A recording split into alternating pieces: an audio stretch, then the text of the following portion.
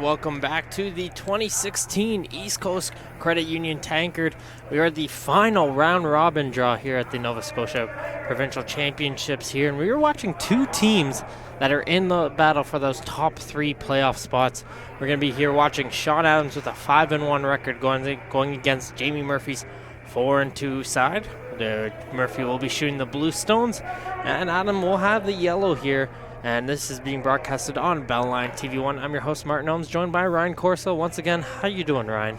Not too bad, Martin. It's a back-to-back shift for you and I here as we switch over to Sheet 4 and settle in for the last draw of the men's action here at the Mayflower Curling Club in Halifax. Yeah, this is an absolutely massive game, with Adams being the lone 5-1 team currently in second place, hoping to stay there, and going against this Murphy team who's trying to sneak in and try to pick up one of those final two spots in the playoffs, because we already know that Chad Stevens has secured himself into the finals already. That's right, Martin. Chad Stevens' team with Paul Fleming throwing a hot rock at the last rocks in the last stone have qualified for the finals. So far undefeated, and even if they were to lose this last one, they beat Shawn Adams, and that's the only other team with one loss, so that'll get them into the final Sunday. They're currently over on Sheet 3 playing Stuart Thompson, who's another team trying to battle for a playoff spot here. So two huge games on both of our covered featured sheets here on Bell TV1. You can watch one or watch both at the same time, really, on different screens if you'd like. You might have to turn your audio down for that one. Yeah, no, and listen to us. Make sure you're listening to us. Yeah, make sure you game. have our audio on ours lifted. No, but we are coming to see another Murphy storm come in, and why don't we use this opportunity to introduce these two teams here, starting out with Team Murphy. That's right, Team Murphy, of course, as we know, two-time Nova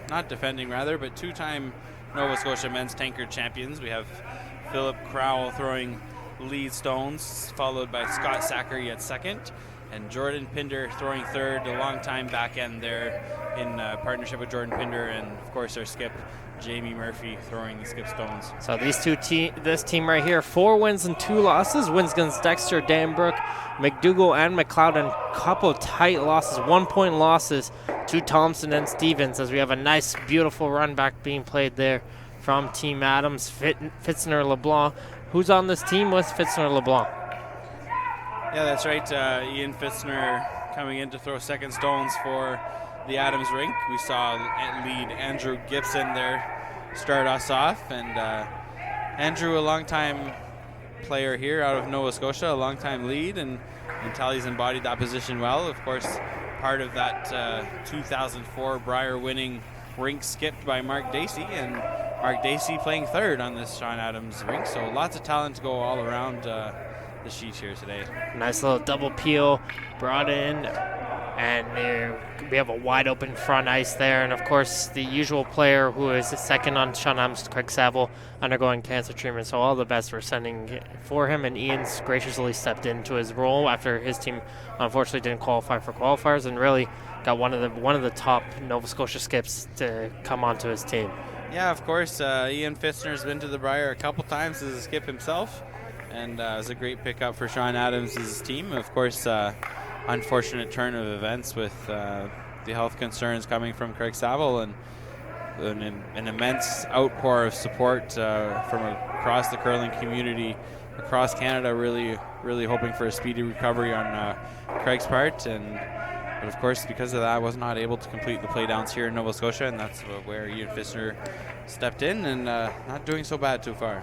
Yeah, so with that 5-1 record, they defeated McLeod, McDougall, Dexter, and they lost. Then they lost their 6-5 game to Chad Stevens. Then they defeated Danbrook, and then a tough game against Stuart Thompson this morning.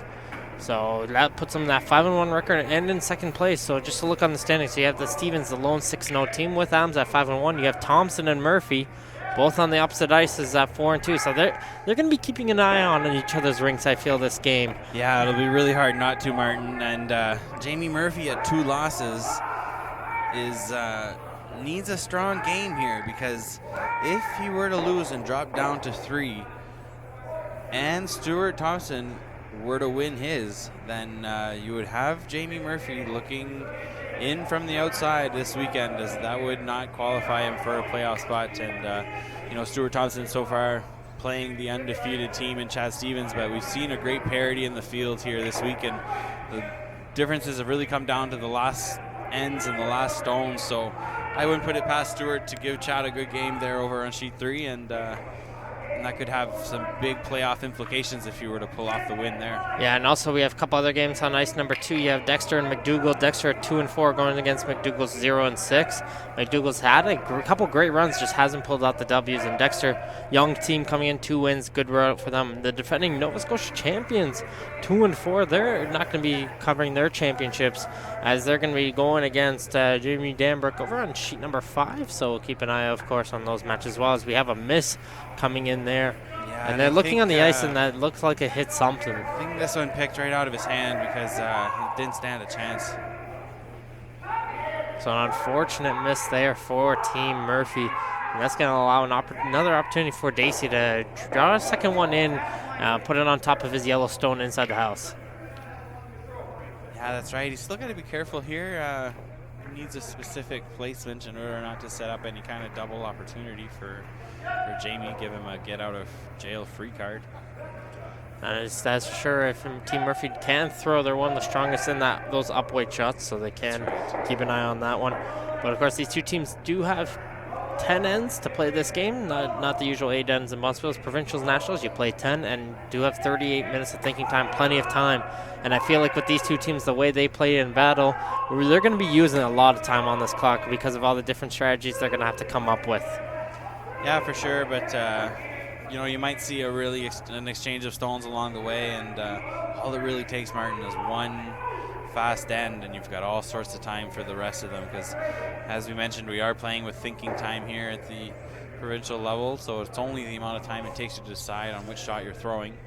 And yeah, we're going to have to see Pinder here. You could make up of that time really quickly if you have to. Well, Pinder's going to be throwing some really heavy weights, going to run back that yellow guard, trying to hit into the 2 Yellowstones in the house and trying to see if he can do it. But this one won't curl that much, and it will just peel it away and try to see if they can spill the shooter out, but it's going to be a nice little corner guard. Yeah, and he's going to miss the situation in the house, and it's hard for Pinder when your first rock of the game picks, and then you really have to find the adjustment and make your second one. And you saw him throw that one a little full, but it's kind of hard not to after you saw your first one take off so drastically. Definitely. Now, decision here for Adams. He's got 2 sitting in the house right now. Do you try and draw in around that corner guard? And it looks like exactly as I say that, Shawn decides, that's going to be my play, or is he going to try and draw in around? He's throw a guard on, or throw a guard. Yeah, or throw a guard. So is it just he put the broom there trying to see, okay, this is where I want the broom. So he wants the center line just maybe to the left of the center line. Yeah, exactly. And we have a great crowd here on hand. Stands outside even starting to get full because there's no seats really left here inside. No, that's right. People are really starting to show up. It's Friday afternoon. People are getting off work. We're going to have a great weekend of curling up ahead here. There's lots of tiebreaker scenarios possible for tomorrow, and then we'll have both the men's and women's semi and, of course, the finals on Sunday. And as you can see on your screen there now on the right-hand side, there is some seating set up, an ice-level surface by the Mayflower Curling Club, and we actually have a little crowd forming out there for the first time this week. I expect we'll see that more and more as the week goes on. Yep, and a nice little guard being played there from Adams. And now Murphy realizing I don't have many options here. Maybe I can still figure out a way to get 2 if I draw in all the way in behind all 3 of those yellow stones. Yeah, it's really it's a tough situation here for Murphy after that pick from Pinder, and he's going to try to wrap around everything here to the back of the house. And as Jim Nix was mentioning, our fellow commentator, we've seen this play a lot here this week, this kind of using rocks in the house as guards. And really, if you're Team Murphy, you don't really have many other options besides that corner guard, so they got to use what's given to them. So hard right out of the hand, though. Yeah, this one doesn't look very heavy. Yeah, it's really starting to break. I don't know if they'll be able to hold this one. If they can, they got to give credit to the Supers. They're trying to carry it as far as they can, but it looks like it's just going to bounce off the second yellow. Yeah, they got by the first yellow, but not by the second, and didn't really stop in a bad spot for him, really, because it's pretty hard to take out, and Shawn realizes that, and that's why he's just going to throw another guard here, I think. You sure? Because he does have the option. Yeah, he does. Yeah, throw the guard on top, but get it in between so he doesn't have that blue onto the yellow run back, probably. Yeah, exactly. Jamie's got a pretty simple shot for 2 right now, and Shawn's going to try to take that away from him. Team Adams, again, these 2 teams, very strong teams, and it's going to be those little mistakes. And those like Team Adams, for example, are going to take full advantage, and they have with that unfortunate pick here in this definitely. opening end on the final round robin game.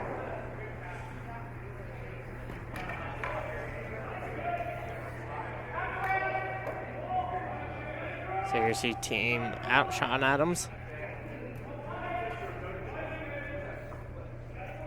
Dacey just calling them off right now, waiting for it to start to break in. This one, the line on this one hung out quite a bit, but you see in Fitzner-LeBlanc trying to close the hole there now, and it's pretty effective, and that's a nice guard there. Yeah, it's a nice guard, and yeah, Murphy recognizes that's too much of a risk to try and play onto that, so he's going to try and draw in for his single here in this opening end. So really mission accomplished for Team Shawn Adams in this first end. Yeah, that's right. It'll be moral victory for Shawn Adams for sure. And again, he has to be able to hit this draw. And it's not an easy one. He's got to get full 4 foot here. Yeah, he had pretty good weight on his first one, so I think he'll be close here. And this will be closer to the path that they would have thrown in practice for the draws. So I'll have to wait and see. But they're taking it right out of the hands. Yeah, I saw that on his first one as well. It looked light, and they really dragged it down far. So man, this one needs to curl too. So if they're sweeping it, that must. You hear Jordan and Jamie saying there's lots of room, and that's usually an indication to the sweepers to only keep sweeping if they need it for weight. And you didn't see the brush lifted once, so a wonderful call there from Scott Saccary and Phil Crowell, as they knew that rock needed every stroke of brush. Every stroke of brush, because if they did even come off the brim for a second, they wouldn't have got that single. So great job from Crowell and Saccary, and they are able to pick up their single in the first end at the 2016 East Coast Credit Union Tankard here on Bellline TV1. Jamie Murphy is up over Shawn Adams 1-0, but Adams will have hammer to start out the second end, and really you got to give credit to those sweepers. They knew that weight down, and they put the brush down and followed it the entire time. Yeah, it was pretty edged. It's pretty end to end, as we say, for the sweeping there. It's great weight call from the sweepers. And as you mentioned, Martin's 4 games on the go here in the last draw. But there's 2 games where teams are really playing for pride. They're outside of the playoff picture, and there are 2 really important games with playoff implications. And we can tell you there was a blank in the first end between Stuart Thompson and Chad Stevens, and that's the other important game over there on sheet 3. And as a reminder, you can watch that one live on Bell TV1 as well. Yeah, you have Carly Jones and Selena Thompson giving you the commentary on that one. And reminder, Thompson at 4-2 and Stevens 6-0 right now in the record. Stevens trying to solidify himself with a perfect round robin. And play spoiler to Stuart Thompson as well. But of course, you can always join in on the conversation. How are you able to do that, Ryan? Yeah, so you can let us know where you're watching from, or what do you think of our commentary, or any other opinions or comments you might have related to this men's and women's curling provincials here in Nova Scotia. You can reach out at us on Twitter using the hashtag NSCurl. We've had lots of people do so already, and it's nice to see the engagement from the greater population. So you guys saw that early draw coming in from Crowell, and Gibson's just going to follow it up with a corner guard. Yeah, I'm pretty full on offense here from Shawn Adams in the second end. He's been handed the hammer after that force and first, and he's going to waste no time. Place the corner guard. Yeah, with Team Murphy, I'm looking at all their scorelines, very high-scoring games, whereas you look on Team Adams, they had some very low-scoring games. So two completely different play styles probably between these two squads. Yeah, that's right, and Murphy had to complete a comeback or two along the way there, so that'll play into the high-scoring games. I think, being down 6-0 after 2 ends to Stuart Thompson, and then eventually losing the game in an extra end means you can bet the score of that one was pretty high. Yeah, it was a pick up a 4 for Thompson in that first end, but here we have that center guard come in and sits in a pretty decent position, gets it over the center line, which is the important thing. So Adams will just draw in and sit on top of that blue stone. So you've been mentioning it. We've seen a lot of teams, they set up a corner guard and then haven't been using any of them, right? Yeah, and that's continuing here. I'm really surprised at that because he can't peel that guard right now, but he could use this fourth stone to put one behind his corner guard. But this one just isn't curling at all, though. Would be able to peel on his next one. And this is running very straight. And they're going to try and bring this one all the way to the pin. It's a nice draw, but not exactly where they wanted to position this one. Did Team Adams there on that one, and I guess they were I guess they just figured out they have a bit of a straight spot there. Yeah, we'll have to keep an eye on that as the game goes on. I like this call a lot here coming from Jamie Murphy, realizing, that rock's wide open. He could hit it and lay 2, and then the force is on, but it's pretty early in the end, so why not just lob another one in there and leave the yellow one there as backing, and that's going to come to your advantage. Yeah, Team Murphy likes a lot of rocks in play, as you can tell. And when it comes down to it, they have players like Pinder and then Jamie Murphy himself who can throw that really strong upway to clear some of that mess up. Yeah, that's right, Martin. Good observation. Really hard on the sweeps, though. Trying to get this one deep, and it's going to come up light and just going to sit top 12. And they wanted that one all the way to top 4. Yeah, they wouldn't have minded even in the top of the button there just to freeze onto the yellow, but definitely a little bit short from Scott. It's still a usable stone, but I don't think you're going to see it stay there much longer. So it looks like they're taking a look at hitting off that stone on the top 12 and maybe even bringing it back and somehow clearing up everything in the house here. As we have a look at Ian Fitzner-LeBlanc, second stones for Shawn Adams here. Just an easy clean, and now gets the second one, but he'll hit right onto the nose and fall on top, and he'll sit for second shot. But it does clear up the middle a little bit for Team Adams. Yeah, and that's a better position for that blue stone than where the one before was for Shawn Adams, because that freeze that Jamie Murphy was calling on Scott Saccary on his first one isn't there anymore, so he has to come up to the blue one instead now and postpone any kind of play he can make on that situation. So it'll be Scott Saccary with his second stone, trying to see if he can come up to that blue stone. I think he wouldn't mind tapping the blue sideways a little bit, and then that blue would just sit in front of the yellow. Well, this one has to come in a little bit. It's way out there right now. But now it's starting to hopefully come in, and now they're going to start brushing it. They're just waiting for that curl. Yeah, that looks okay. And it looks like it will go right next to their blue stone and give it a little bit of a bump. Because that one is just hanging. Both of them seem to be hanging out there, right? That little bump's pretty crucial, Martin, because if you only stay on the top of that stone, well, it's a pretty natural double for Shawn Adams, and you don't get much out of your stone, but it's a pretty good result there. It's got Shawn Adams throwing a run back, so. This is very interesting here. Yeah, I mean, I think the confidence level is high for Shawn Adams right now if they're calling this kind of shot without thinking twice. Running back in opposition stone. into some other blues. And we'll And he's jam gonna against kill their his own. yellow, and that was the danger. And that was the danger of calling that shot, and it does mess it up. So Jamie Murphy has the yellow guard on top, has a yellow guard as well. So he might just add a third one on top of the two, so they won't all three. So two of them, sorry, won't get dispersed on a run back. Yeah, Jamie might be looking to change the angle up here a little bit, but you could just throw the guard and allow Shawn Adams to run after you for a while. So the favor has just gone right back to Team Murphy, and we here is Jordan Pinder to try and see if he can continue the pressure on. So the team without Hammer right now has had an early advantage so far.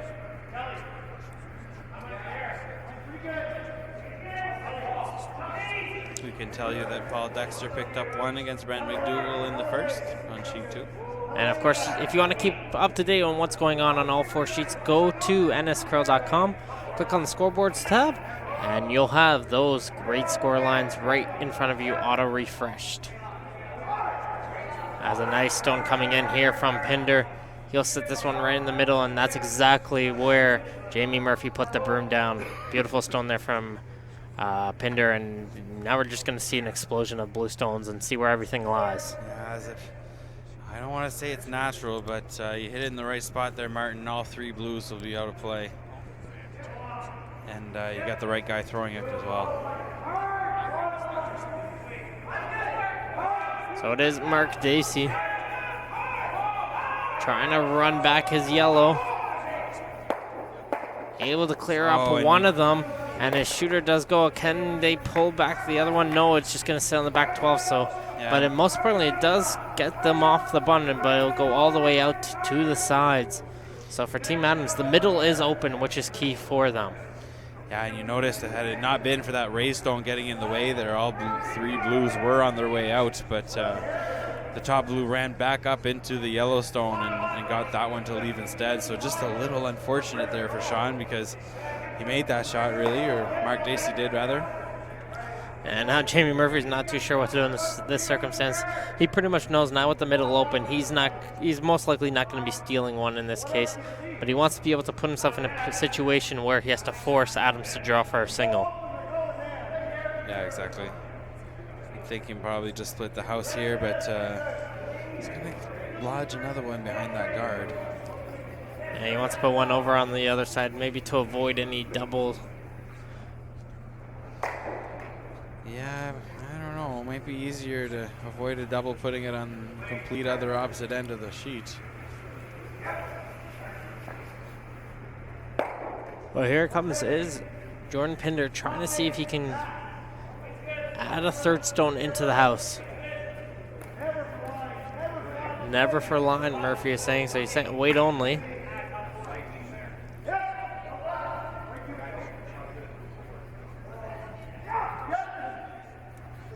And they're going to carry this one all the way to the back, so they recognized that this one was not curling enough for them, and maybe it was a little too heavy as well, and they're going to carry this one all the way into the back of the tee line. And that's probably why Dacey right away pointed to the corner freeze on this one here. Yeah, still an out here for Shawn Adams to get out of this, and have to make this corner freeze behind the corner here. So I might explain why they wanted that shot a little bit staggered over on the left to avoid that corner freeze. Yeah, I mean, corner freeze is probably going to be there all day, but that's why I probably would have went to the other side of the house. Here comes Dacey with his second stone.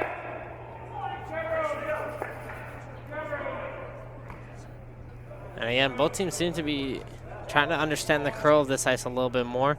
Right now it's saying nothing unless nothing. And again, this one just didn't curl enough. And this is going to be dragged all the way to the back, and it's going to take a little bit of a bump, and it will sit for shot stone.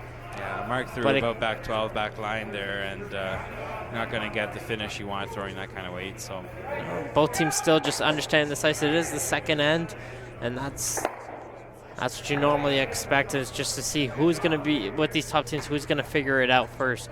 And Murphy's just going to probably remove that yellow stone, roll over, and just continue this pressure on. And by the end, when it comes to Adams, he's going to have to think of something to pick up one or two, sorry. Yeah, Adams will have the center clear if it ever comes down to forcing him down to a single. but he'll still have an out here after this shot is thrown. The other one is shot rock, so Adams is successful in convincing Jamie to run after it.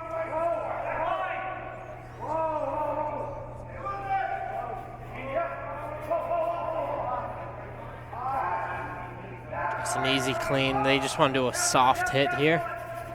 Want to make sure they keep the shooter around, and they are able to get that nice little roll. And that's the shot, that exact shot that Jamie Murphy called there. Yeah, great line call there from Jordan. Made sure that he got enough of the rock to hang around and stayed in a really good spot, actually, because it's a pretty cold freeze if Shawn Adams decides to go after it, because that's really the only way he's going to get 2 here is by making the perfect freeze, and then even then he'll need a bit of a miss from Jamie with these lively rocks. He's quite able to make any kind of freeze unfrozen.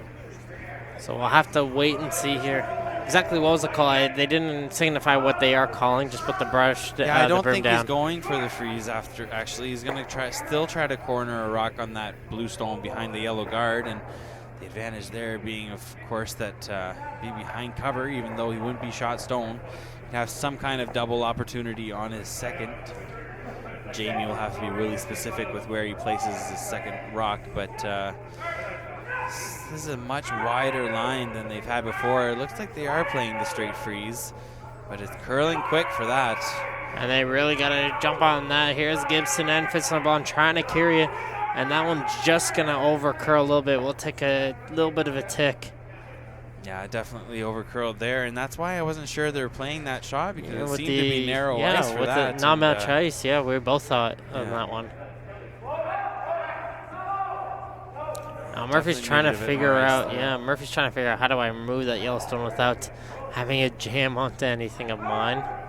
So he's got to hit it, and he kind of recognizes, well, you know what, I'm probably not going to keep the shooter, and I might lose one of my own, but I got to get this Yellowstone out of here.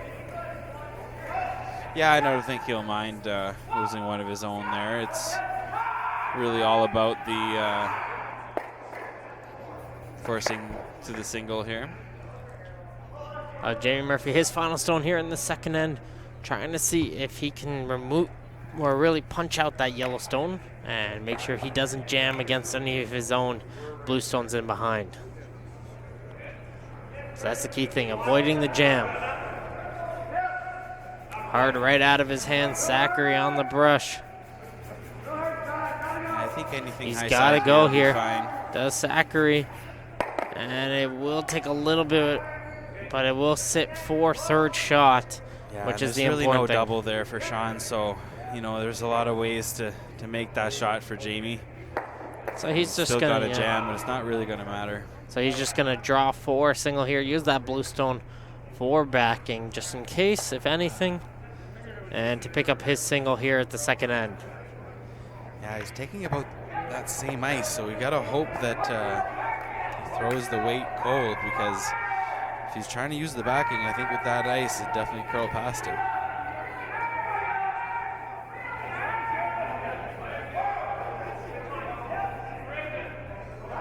Just an easy clean right now. Now Gibson's on the brush. Final stone in the second end here. Draw for 1 from Shawn Adams, and he makes no looks mistake. good. No problems right there. He gets it. Just in case he had the backing there, but he doesn't need it.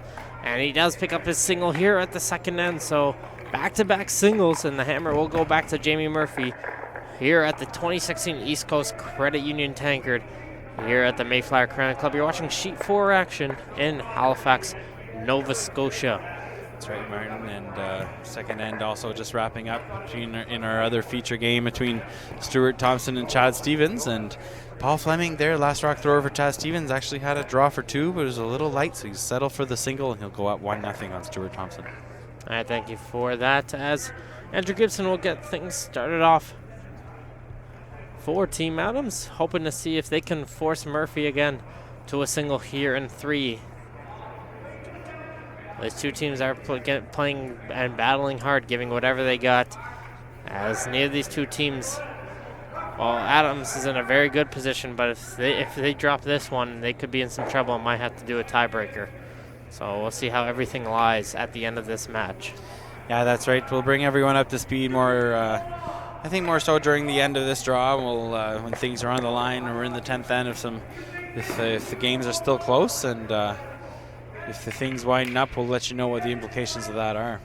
So a center guard being placed here from Gibson, and you start to see there's a lot of teams who just draw into the house on their first shot instead of playing the center guard and go with the center guard on their second shot. So here it shows. What does that show when you're putting that center guard to start things off? Well, I think at this point, Martin, it's just a personal preference for the skip as to whether he likes his chances of placing the perfect guard or likes his chancing of having a perfect come around. And I know myself, I always like to throw the guard out first, and in that case, whether you make the come around or not, after that guard is likely still there and usable later in the end. So a draw attempt here from Crowell. We'll get in and around and nicely bear their great draw coming in from Phil Crowell.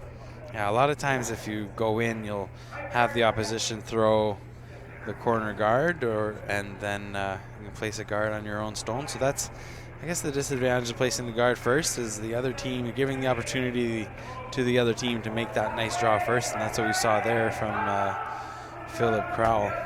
So Gibson's going to try and sit right on top of that blue stone, but this one's hanging out there. It really needs to curl, and it looks like they're might have to come with a little plan B, as Murphy's going to bring this one all the way back. A very heavy weight coming in from Gibson, and it's going to go all the way back for second shot. And that's a mistake you don't see too often from Andrew. No, that's right. He usually has his 4-foot weight in the back pocket there, and I think plan B all along was to get behind that stone, and I think if they would have been happy with the weight, you would have seen them work at it a little bit harder. But on that one, Andrew kind of threw it there by himself. So they recognized if they had to sweep it, would they have swept it out of play? No, had they swept that one, they'd have brought it a bit too far. So they're recognizing that the weight was definitely all there by itself. Usually, plan B would involve the sweepers a little bit to get the desired result, but as I said, Andrew threw that there by himself. So trying to get up to that Yellowstone, and this one won't curl enough either, and that's going to take a bump off the Yellowstone and just go. It'll stay in, but I don't know if that's even biting. But that one just didn't curl enough for Crowell on his second shot there, and we're almost back to square one here. That's just the difference in weight again, Martin. It was really backline weight. He needed like back 8 weight there, and even back 4. Let the sweepers be a part of your shot making, and you'll make a lot more. And didn't get the curl there with the extra feet of weight that he threw. So this is going to allow an opportunity for Fitzner-LeBlanc with his now to try and see if he can go right on top of the blue stone.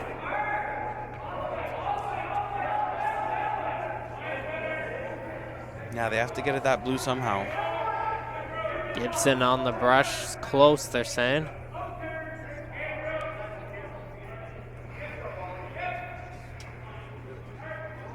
This one's starting to look very nice. Yeah, it's got really great line here and better weight as well. We'll give a little bit of a bump and a nice little throw there from Ian, and I'll sit in a very nice position. So now Murphy's got to decide, do I add another one on top or do I clear up the middle? And that's what we see with Murphy. He likes a lot of rocks in play. So it looks like he was just thinking of adding another one on top. Because some teams will probably just clear away that top guard even. And they're going to draw. You could see the bail option here from Jamie, but as you mentioned earlier, Jamie's definitely an aggressive skip and likes to play lots of stones in play.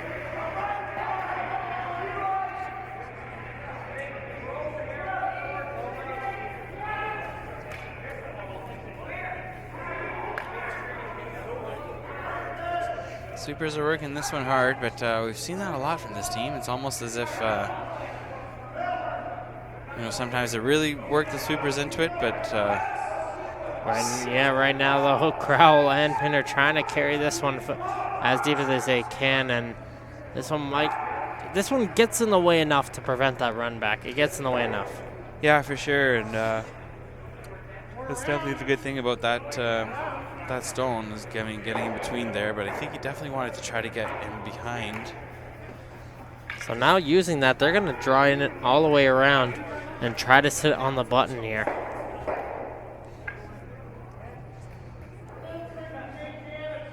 Yeah, an original indication there to just corner freeze it on the other side, but I like this call better, that's for sure. Yeah, he was gonna corner freeze tonight, and all three men on the hack on the other side said, no, let's just draw in. There's a lot of rocks out in play. If we get this one buried, Murphy's gonna have to chase us. Yeah, that's right. Line's looking pretty good so far. Just waiting for that little finish. Now it's gonna be carried.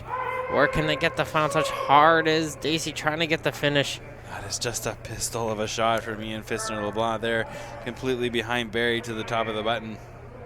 And now if you're Murphy, all you can really do is you have to clear up the middle now. Yeah, I don't think he has a choice now. Yeah, so he's just going to peel away the guard. He has no other choice in this manner. There's too many rocks out in front with that one Yellowstone coming around buried now. And we predicted this was going to happen if these rocks keep playing. But Murphy, he likes to stick to his guns. He likes to keep it going. He said maybe I can still pick up Deuce even with a bunch of rocks in play, but it doesn't look like he'll be able to at this moment. Yeah, I know that was a wonderful draw made by Adams there. The steal is definitely on, and especially with all that overlap situation, there's a blue stone just in front of the where the credit word is there in the top 12, which you can't quite see on the overhead shot, but there's really 3 overlap stones there protecting that yellow, so you know it's there for a couple more shots at least. And that's what we're going to be seeing very important guards being thrown here. These have to be very precisely placed, because if they overcurl even just by the tiniest bit, that'll give Murphy even more access and just go right by that guard that's going to be thrown out here by Dacey. Yeah, Adam's happy to guard this situation for the rest of the end, really. Hoping to get that little bit of finish up on top, and it's gonna come around. It's gonna come around pretty nicely, and trying to see if Murphy's trying to take a look, see if he can see it. So you have a good look right there on the guard steer, and Pinder's asking, do we just peel away that guard that was thrown? Yeah, I think this early you still want to peel, but as we look at it there, yeah, Jordan Pinder's just pointing out that you probably see about half of that blue stone from the hack. So there's a slash there onto that yellow rock, and if you were to ever make it, well, now Adams' own guard is working against him, because it'll be that blue stone buried behind 3 overlap guards. So it's greater risk, but greater reward, that's for sure. That's what you get with this Murphy team. So the first suggestion was peel and leave that maybe to a later shot, because they know they have that option. So they're trying to decide, do we want to play this now or save it for later? So they're going to go for it now, Ryan. Yeah, it looks like it, yeah. They might even be playing Martin just to get rid of that middle yellow. And then that makes that slash even easier, and it makes it worth more as well, because you might be bringing in some other counters. Yeah, they realize if they keep playing the peel and guard game, it's not going to get them anywhere, and that guard didn't get over to exactly on the center line. So they have that left side, your left side of the screen to play with.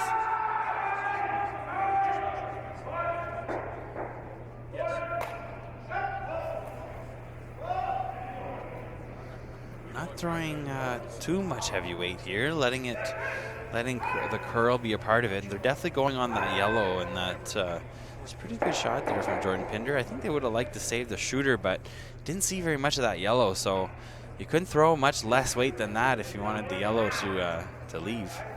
Yeah, and right now, Dacey and Ems are taking a look and see that slash and realize, okay, we got to put a stone here, give them no opportunity to do that, so probably get one right on top of the blue Shawn is pointing at. So that looks like it's going to be the play, so Dacey's going to have to kind of draw one in around the first blue stone and sit on top of the one on the 8-foot. Of course, throughout the entire event, join in on the conversation with the hashtag NSCurl. Love to hear from you guys. Where are you tuning in from? What are your thoughts about the game? Make sure to send those over.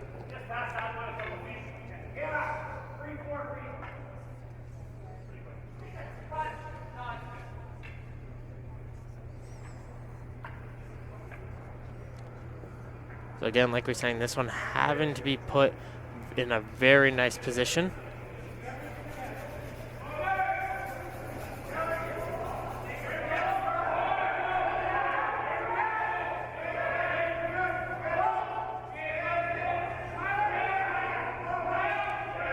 Just waiting for the little finish coming in here.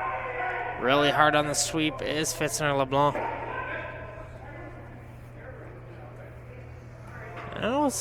And it was sitting in a pretty decent position. They would have liked that to come a little bit further down, I would have thought. Yeah, that's actually a really good spot though, Martin, because can't use it to play anything on the situation in the house because his line is just hooked on that blue, so that's the one that's going to hit first. But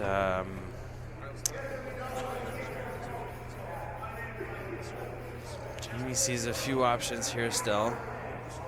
Now, is this a appeal or is this a run here? Well, he's definitely running it back. I think, I don't know. It's hard to tell from where we're sitting, but might be trying to get rid of all three guards, or maybe it's just straight back, yellow onto blue onto Well, you know yellow. what? Let's just wait and see here. Some big weight thrown in from Pinder, trying to see if he can move some of these guys all around. three of them. And he is able to peel off two of them. Yeah, that yellow one sticks around, but that's a pretty good result there for Jordan Pinder's shot. Yeah, so it opens up the middle a little bit more. And now Adams has to decide, do we want to add a guard? Because now our the shot stone is exposed. Or do we just go and poke this blue stone out and sit 4? So they're saying even corner freeze to the blue stone. Yeah, I could definitely do that. You wanted to force Jamie to 1 there. I don't know if they're thinking pretty hard about the steal but yeah, if he welds one on the corner of there, that'll be hard to get that blue stone out. I think nose hit on the front yellow would likely send that blue back, even if this one's corner frozen. So that might be that might be why he's not quite sold on it. That's what he's saying there, is he wants to have it more on the center line side to prevent Jamie from having any shot at that yellow. But right now Jamie's got a few options, so it's going to be hard for Shawn to take all of those away with one rock. Well, he's going to do his best here in a pretty decent position, though. Has that one just on the top of the button and 2 shots sitting in the 12-foot area. Murphy does have hammer here as we're starting down the skip stones.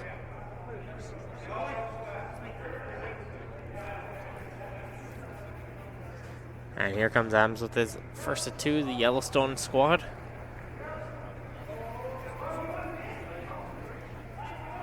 Trying to get over.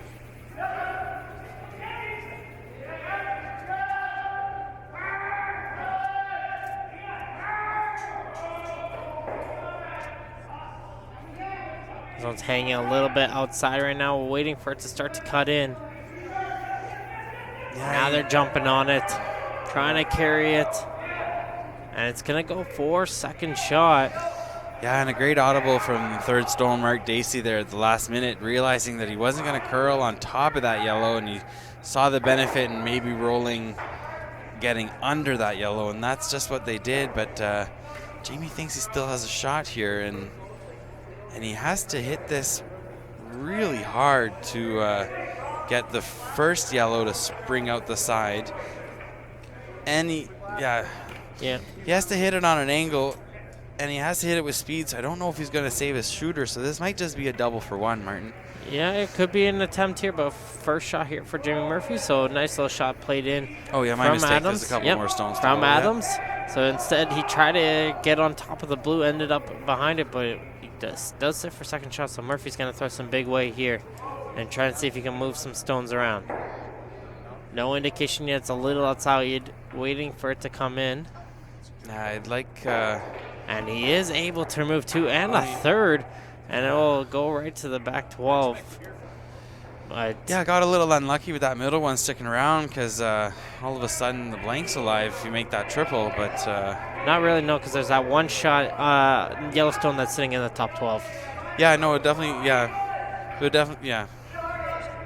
It's still been alive had that third one left, but Yeah, all Adams can really do is just knock away that blue stone and just sit and force Murphy to draw for a single here. There's no opportunity left really for steal unless Murphy makes a mistake on his final stone. No, but since that top rock, you can just see a sliver of it biting the top of the house there. If Adams rolls out here, Murphy will actually have a relatively simple double for the blank. And we'll see if he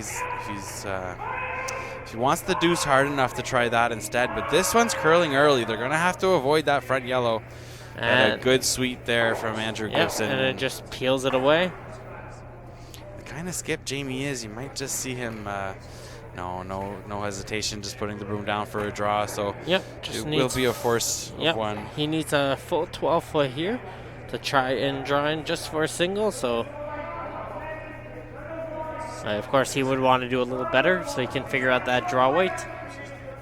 But it looks like we're going to have 3 straight singles here to start out this final round robin game. Very tight game as we expected between these two very strong teams.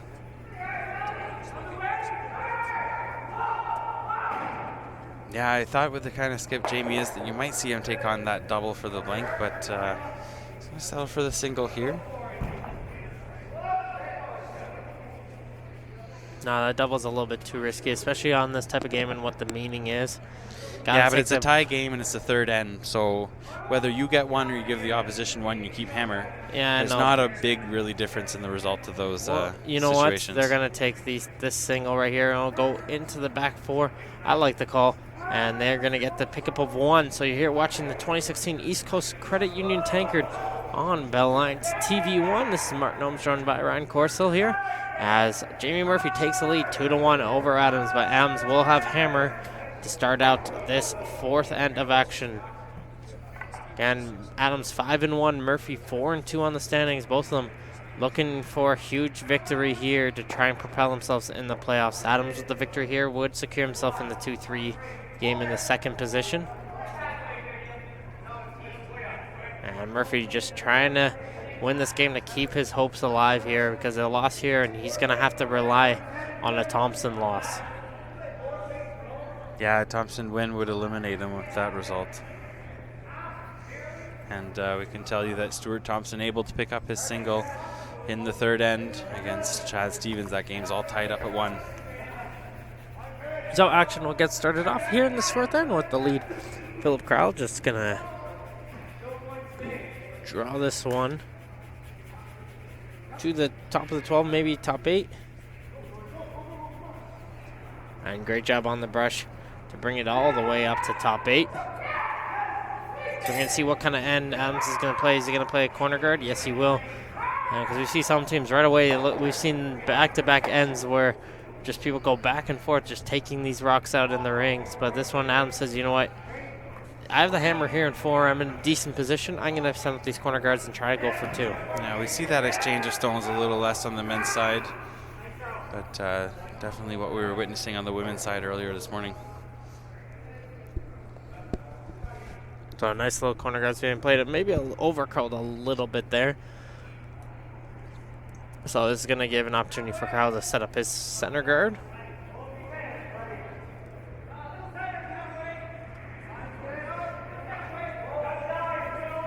Crowell getting down real low to the ice as he's coming down with his and hard right out of his hands. He must be light or tight.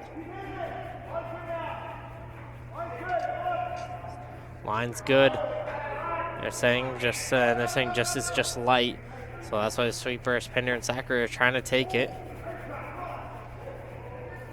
Don't want it to overcurl. And it's going to sit in very nicely for Crowell. Great job on the weight call coming from Saccary, and Pinder recognizing it was a little light, so they carried that one down.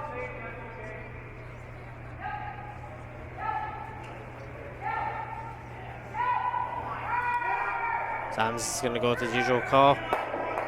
Just go right on top of the blue stone.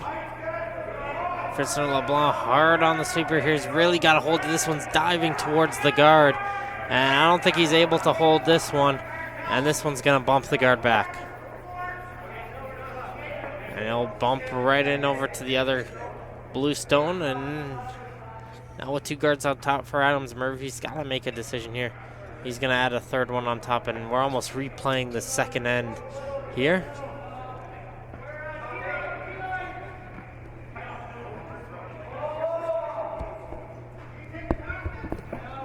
There comes Scott Saccary to try and see if he can put a blue stone right in between the two blue stones in the house currently.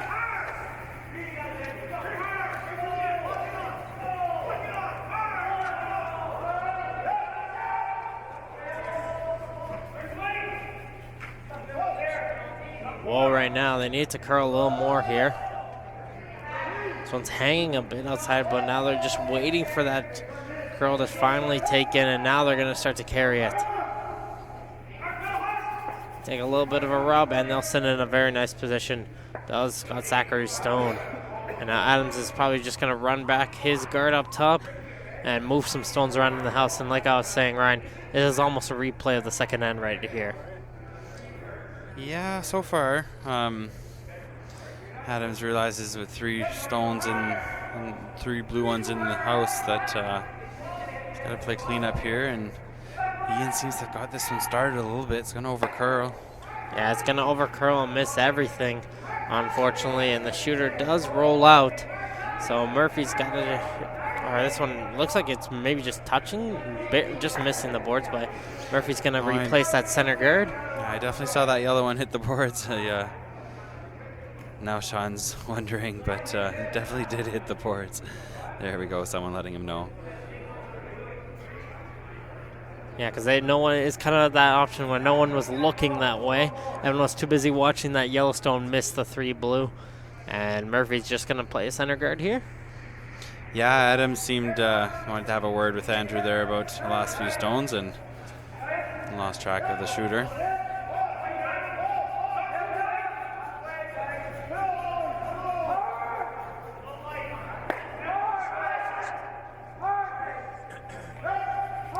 Here they come, hard on the sweeper, trying to get the finish. Bring it over as much as they can. And is it enough, though? There's still some blue stones sticking out. It doesn't cover everything here, but it does cover that top blue stone, so maybe have to do another run back here. Yeah, the three blue stones in the house are all next to each other, so the target's essentially 3 stones wide, so it's hard to guard that whole situation with 1 rock there, but did it best he could. Shawn was going to run that back no matter where it stopped, so here we go with the run back attempt from Ian Fitzner-LeBlanc. No indication yet. They're off of this one. Now they're jumping on it. I like the line of this one a bit better, but they're still running in a blue stone, so they're going to remove one of them. Yeah, they're just going to remove one, and that's going to go out to the sideline. But the shooter there hanging around on the side as a corner guard, so Shawn will like that. It's 2 corner guards now, and he's definitely going to try to use those to generate some kind of deuce here late in the end.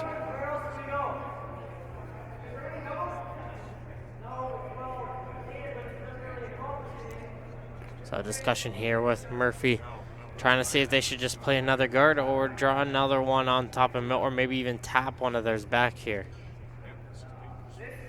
Yeah, I still think the guard's a shot. The target's only 2 stones wide now, so we can cover a bit more of that with 1. So the guard will be played here, so it's just a question of which way do you want to come in, and they're just going to go out the other way.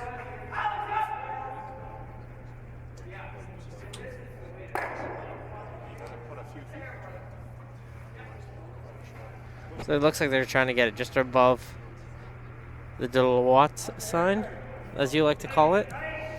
Yeah, Deloitte having their ad out in front of the house there, kind of where the control zone ends, is a good marker for us. This one, though, is coming in a little bit hot. It's got to slow down. I think the weight's okay. It's just going to overcurl a little.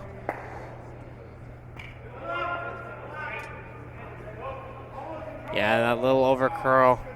And that's going to give some access for Team Adams to get to those blue stones inside the house now.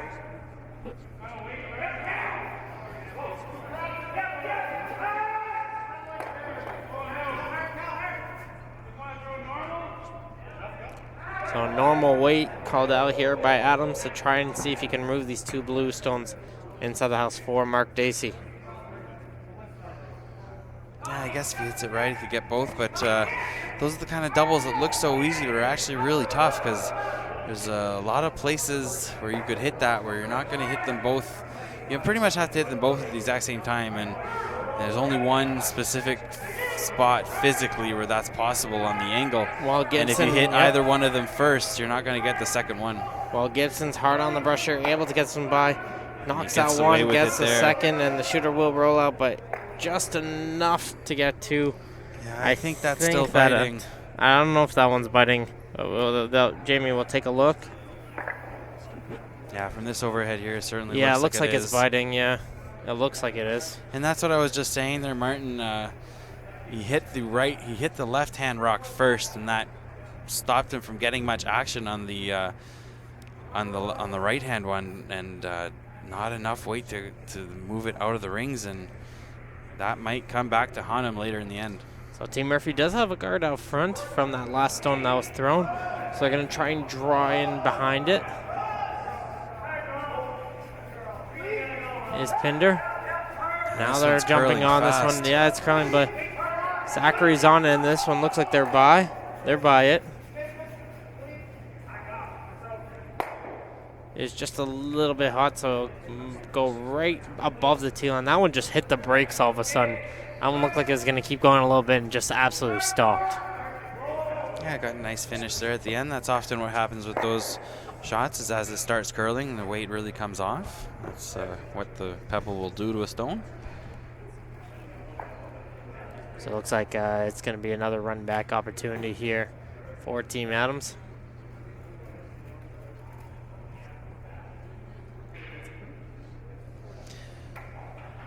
Now, we really had the team with hammer chasing in all of our ends, and oftentimes that just comes from the fact that the other team gets to throw first.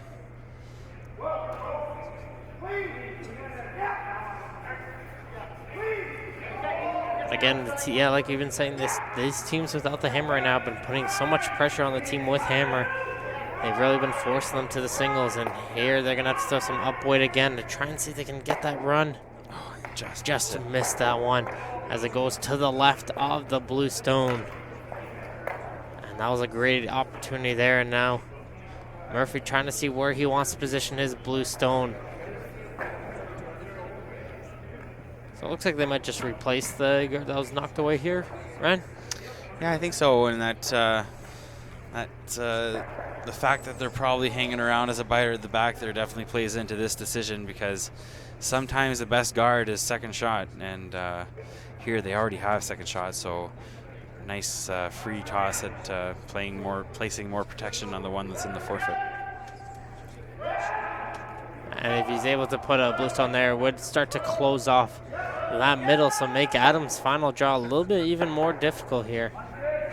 Here comes Murphy with this first of two.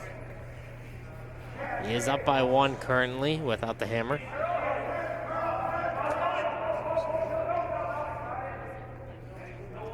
This one definitely seems to be gliding. Yeah. This one's looking pretty good though, waiting for the little finish though. And it's a very good shot to put in there from Murphy. And really couldn't play a guard that tighter, but any better. No, that's a good placement there from Jamie. And they're taking a look right now. Is Team Adams, do they have to play the same shot here? Do they come around? They're trying to see what are the angles here. Yeah, I think... So they are going to try the run back here again. So run the blue into the blue. Yeah, I think Shawn was looking at whether there's any chance he could get them all going, keep the blank alive here, but the angles are pretty tough for that. So Team Adams in some pressure. Trying to see if he can get his team out of it, though. It is Shawn Adams. Here he is. And coming in with a ton of weight again. This one didn't curl enough. It's just a straight peel away of the blue stone. And he was a little bit outside coming out on the release there. Yeah, and there's really no forgiveness when you're throwing that much weight at a stone. And if you're Team Murphy, I would probably consider just playing that exact same stone that I just threw. Yeah, I think so, and especially, as a curler, you like to throw the same shot twice, and And a chance for Jamie to do that here in the fourth end. Really, that all that leaves is maybe a draw over on the side of the button. That's a very tough shot for Adams to try and see if he can get through the hole to get to it, right? Yeah, and with the curl, Martin, if you put that rock in the same spot, I think you might see Shawn Adams playing a run back instead. I don't know if there'll be a draw there. So they're trying to see, is that one in the back biting?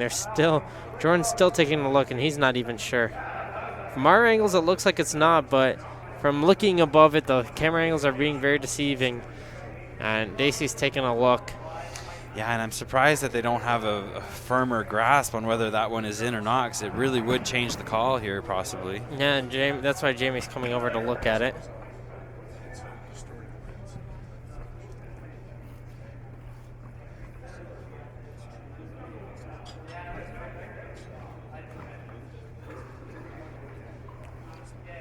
And Jamie thinks it's in. So Jamie thinks it's in, so Shawn and Mark are going to come over and take a look at it. Yeah, Mark's having a really close look there. I don't know if he's about to pull out the magnifying glass or yeah, not. Pull out the magnifying. Do I see? I don't know. You'll probably just ask, can I bring out the stick now to check? Yeah, sometimes you wish you could do that, but you can't. So here comes Murphy with this. He's just going to set up that guard. Yeah, hasn't really made Shawn Adams make a run back yet so far this end, and that's got to be playing at beating at Shawn Adams a little bit to keep trying the same shot twice, and you can get two birds in one stone here, come into the rings and guard the stone. So yeah, it'll come in a little bit deeper than the last one, but it does do the job. Yeah, it makes the run back any doubt there might have been on that back one. Yeah, that run back is still possible. But again, now they're talking because they say we do this run back and wait. That one in the back could be counting now, right? So, well, if they run back the blues on the nose, his shooter will definitely overcount that one at the back. It'd be more if you were to make the run back and miss it roll out, though. Yeah, and it would be two. They'd definitely be. Well, if you make the run back double but just rolls out, then they'll definitely just throw a stick on that blue stone to see. Is there a draw opportunity even if you get it through the port and just get over to the top of the button? It's real tough, Martin. Yeah. Yeah, I don't know.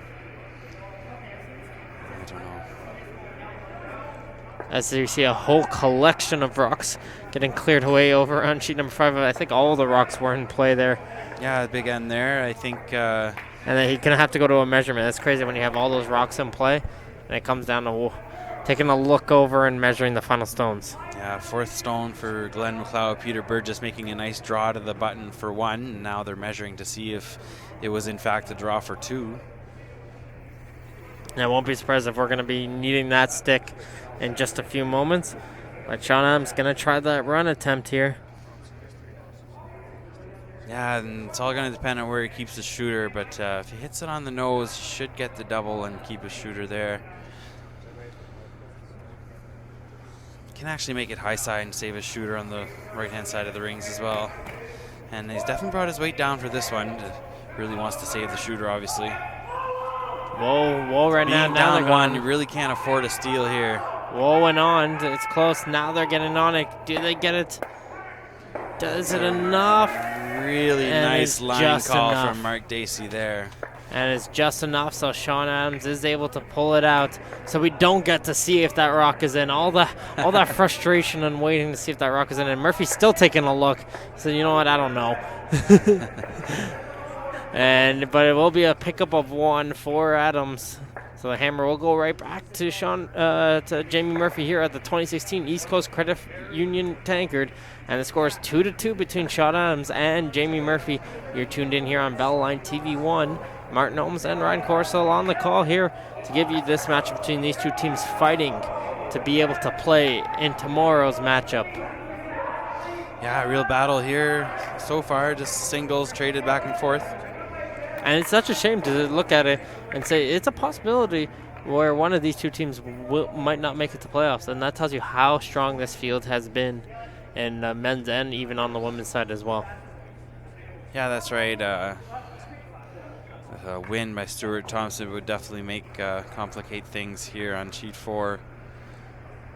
All games now entering the 5th end.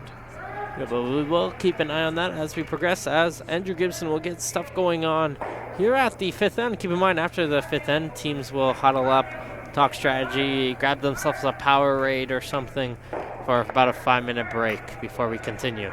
And reminder, at 8 p.m., we still have more Scotty's Tournament of Hearts action going down here at the Mayflower Curling Club. We're going to be seeing here on sheet number 4, it's going to be Joe Brothers going against Colleen Jones in a very exciting matchup. Yeah, big games on the women's side as well to finish out round robins here today at the Mayflower. And tomorrow shall be semifinals Saturday, and then both finals on Sunday. So a very high center guard being played by Gibson. Yeah, and I'm sure you would have liked that a bit further in, closer to the rings, but...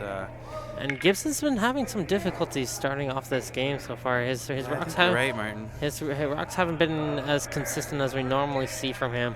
As Crowell will come in, try to see if he can get this one buried, and he's going to get about half of, maybe 3/4 of the stone poking out. So Adams will point at it right away, and Gibson will probably try to hit and roll in behind his own guard. Yeah, that's right. The key here really just to keep your weight down. Make sure you get the curl, come up to the face of that blue stone. Gets it by the guard, no problem. And he's just going to get the hit right on to that blue stone. So Crowell's going to see if he can replicate that and try to get the roll himself, as Andrew wasn't able to get to the inside.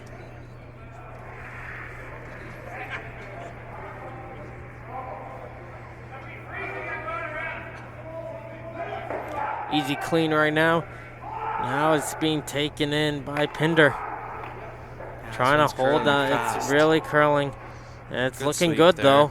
And the roll is just going to get on. They know it's going to overcurl, so they're trying to bring it as far as they can away from that guard to make the shot even more difficult here for Ian Fitzner-LeBlanc.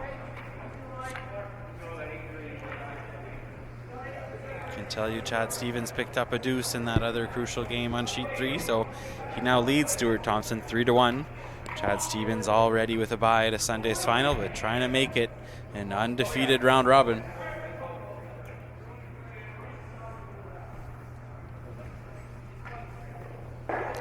So they get the hit, now the rollover.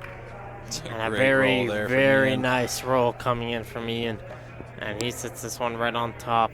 But since that guard is so high up, that gives the potential for them to even play some shots that if the guard was even closer, they wouldn't have been able to do, I would think. I don't know. Yeah, that's right. Yeah. That plays into his hand here. Doesn't even have to keep the weight that far down. He's heard him call board, and as opposed to needing to throw a hack or back line at this. And this rock is pretty completely buried. They still think they can get to it, and I think they can. Oh yeah, for sure. Yeah, just because even though it is buried, that guard is so high up. It's just past the hog line. It allowed it enough time to curl in around, so they are able to hit it and roll all the way to the back 12. And looks like we're setting ourselves up towards a blank end here as both teams are going back and forth with the hitting game. Yeah, since that guard is there, though, all we need is a rollout to force the issue a little bit. Oh, and an unfortunate pick there for Ian Fitzner-LeBlanc. And that picked as soon as he let that one go. And that's going to go right past him through. An unfortunate pick there.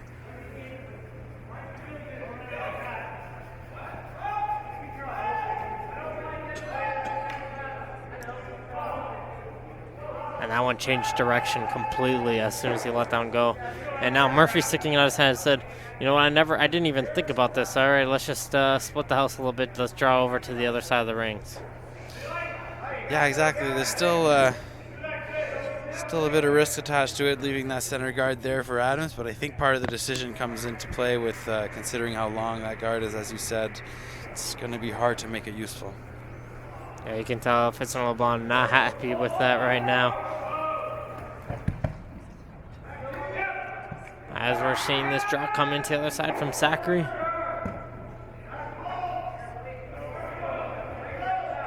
This one looks like it's going to come in very nicely.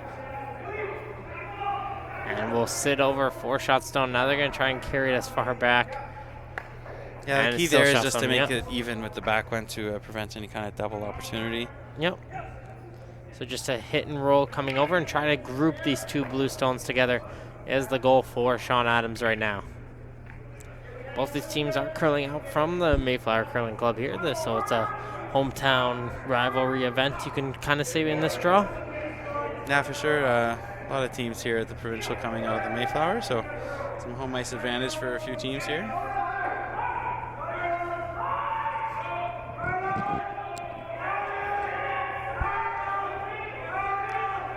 That's a nice little easy hit and a slight little rollover. Nicely played there from Dacey.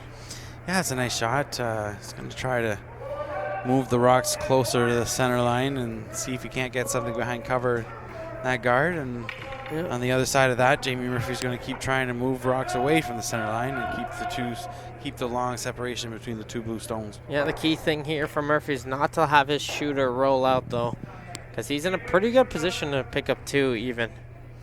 Yeah, and if the indication from the first four ends of the game is anything, we will have some form of points.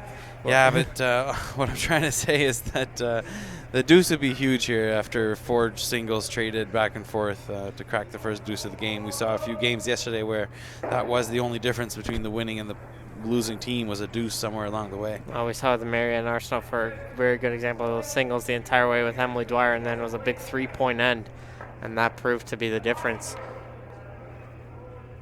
As right now, Dacey's just going to come down and have some words with Shawn where they want to exactly hit that one and see if they can get a rollover. Yeah, as you were saying with that guard being so long, I think Shawn thinks he can get to the inside of the stone and trying to roll it behind the guard.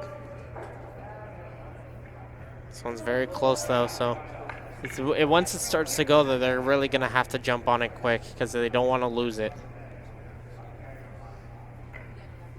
No, that's right, but they're trying to get to the inside of the stone that's partially buried, so. So here comes Mark Dacey with his second throw. He's trying to get over to that blue rock.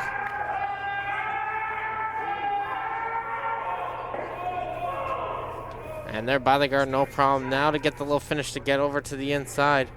Now it looks like they are just onto the nose of the blue stone. And right away, Pinder's just going to say, we're going to do the same shot, but we're going to try and roll away a little. Yeah, that's right. It's still pretty finesse, though, so you don't want to roll out. Definitely so. A little bit of a lighter weight call, very likely to be seen here. Coming in from Jordan Pinder. Way off is the call, and this one's hanging out there. This one's got to come back in. Yeah, I threw this one a little wide, Jordan did. And will it, have enough? But I don't think they're going to keep the shooter here, and no, they won't. And that's on the unfortunate miss that Adams was waiting for right there. And this is going to allow another opportunity for them to go over to that rock over on the left side now and play towards this blank end.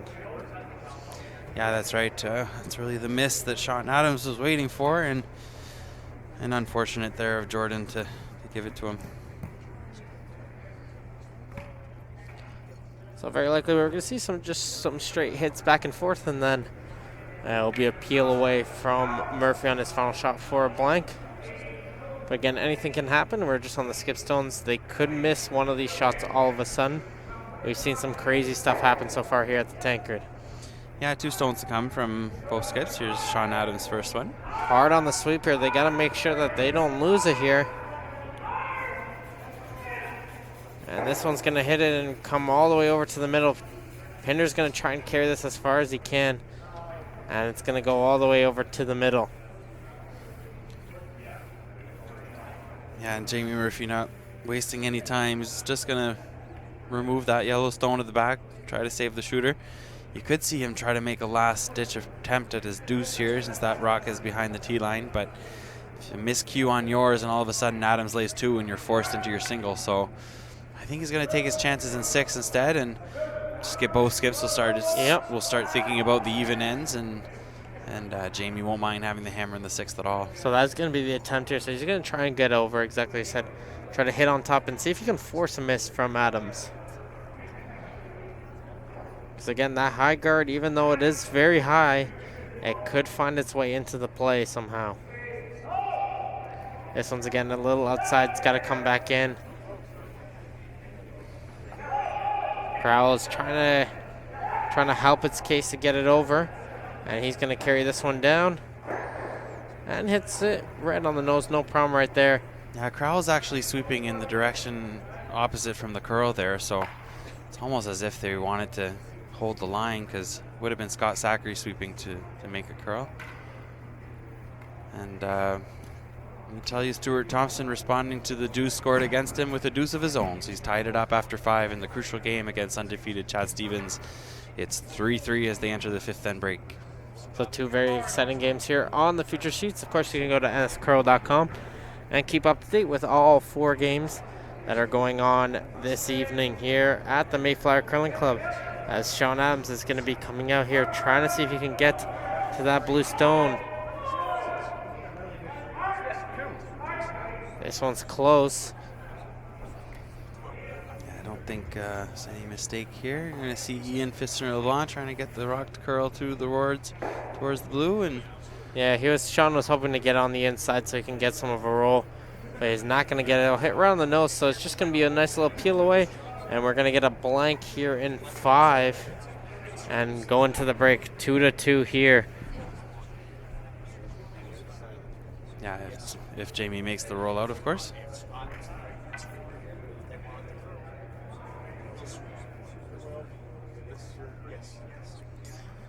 Yeah, both these teams have used their clock pretty well so far this game.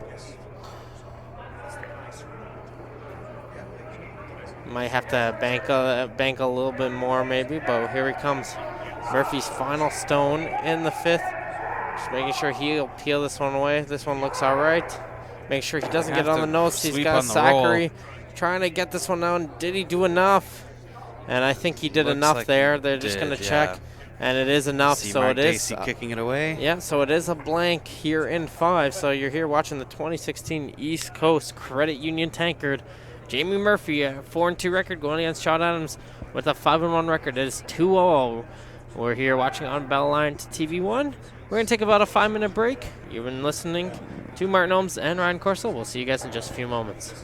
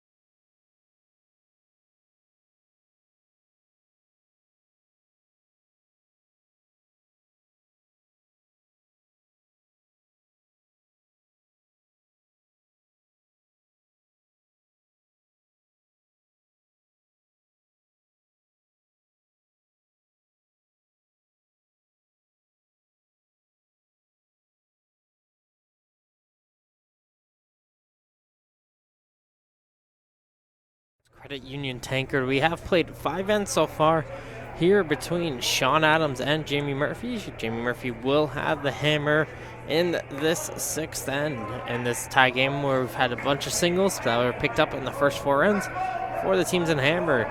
So it's just been a pretty standard wide open game. The team without hammer has just been so aggressive and the other team hasn't. But you're here tuned in at the Mayflower Curling Club in Halifax, Nova Scotia on Bell 921. Martin Ohms joined by Ryan Corsill.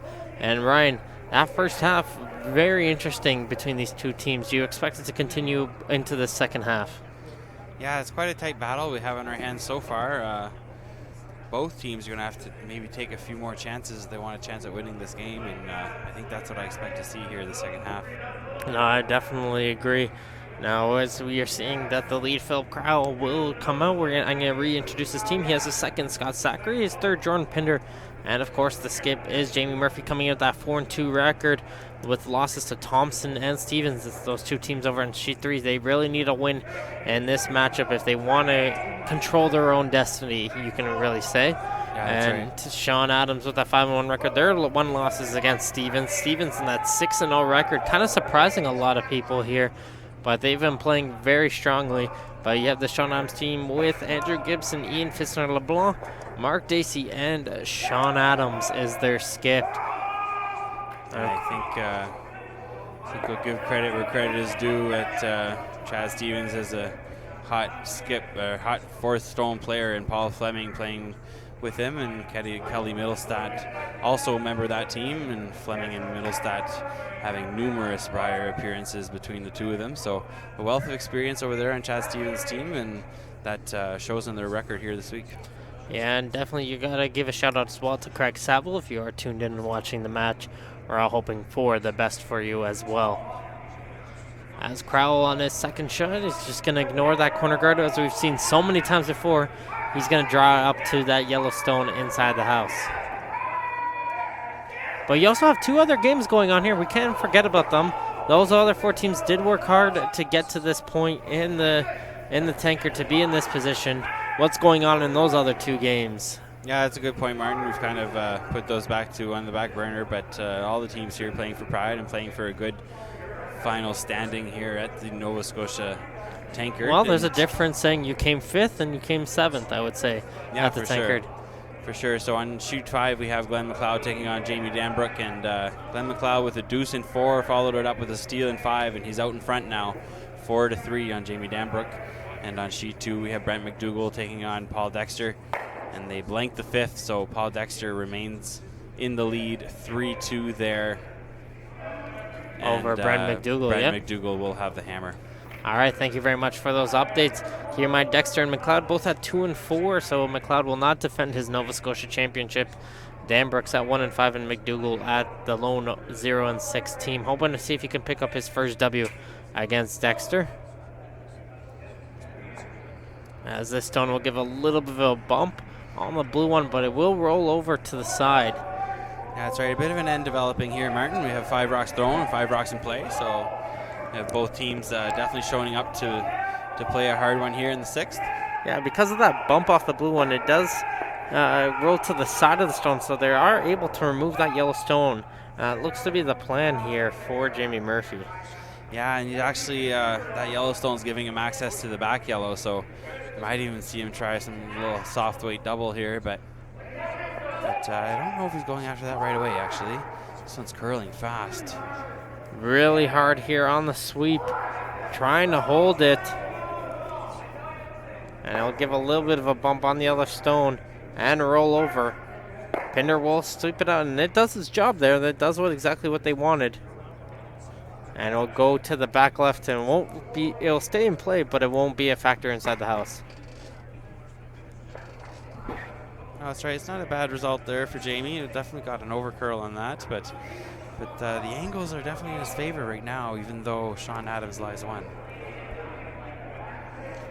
So really, Adams' the only decision right here said, well, you know what? Maybe draw in another one or try to add another stone on above the tee line, I think. Yeah, I think the call is to corner that blue, the middle blue, and then we'll be sitting in a pretty good position. Both teams here are just trying to win the angles battle. and can go back and forth in an end on every shot that's made, really.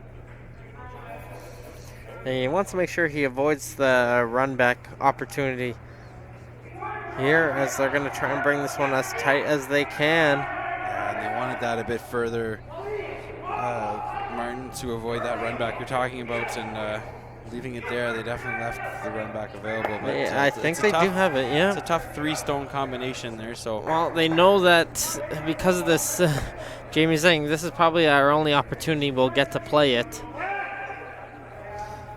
So yeah, they're going to try it. If he misses it and opens it up, that'll probably give him another opportunity later in the end. Yeah, but like the only chance to be able to do this run back before Adams will clog it up. But I agree with you. If they mess it up, it'll open it up, and will change the dynamic of this end.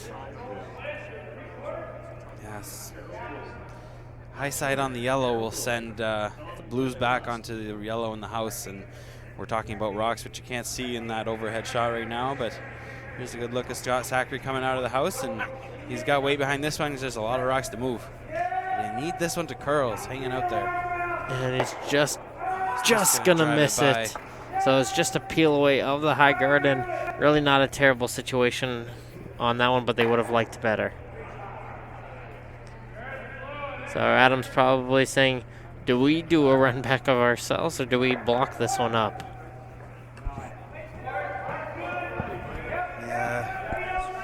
Yeah, Shawn Adams knows that those angles are working for Jamie Murphy there, so I think he's hesitant to throw the guard, but I think that's what he's going to do anyways. He positioned it in a way that the angles would be a lot tougher for them to do a run back. Yeah, exactly. No matter, both teams have 38 minutes of thinking time. Both of them are under 19 minutes, so they have used majority of their time so far. Is that something that those teams should be concerned about? No, not at all, Martin, because they started the second half with more than half their time, so they're right on pace as far as using up as much as they should for every end. And they do have 2 90-second timeouts if needed. Well, you know what? In this game, I feel like both teams are going to use both of their timeouts, because if you have them in such an intense game, you might as well use them. Yeah, probably by the end of 10 ends here, I think I'll agree with you.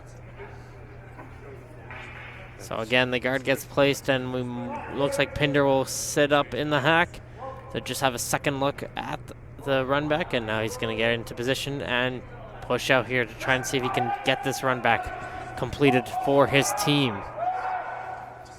Yeah, and again, this one just seemed to take off on them once it grabbed too much to the center line, and drive it by again. Yeah, it's not an easy run back, and that's giving Adams a little bit more confidence, it seems like, to call the guard, because they realize, well, it's not an easy shot, it looks like, so let's just keep hitting these guards and hope they keep missing them. Yeah, that's right, but I get the feeling that Jamie's going to make one of these one day.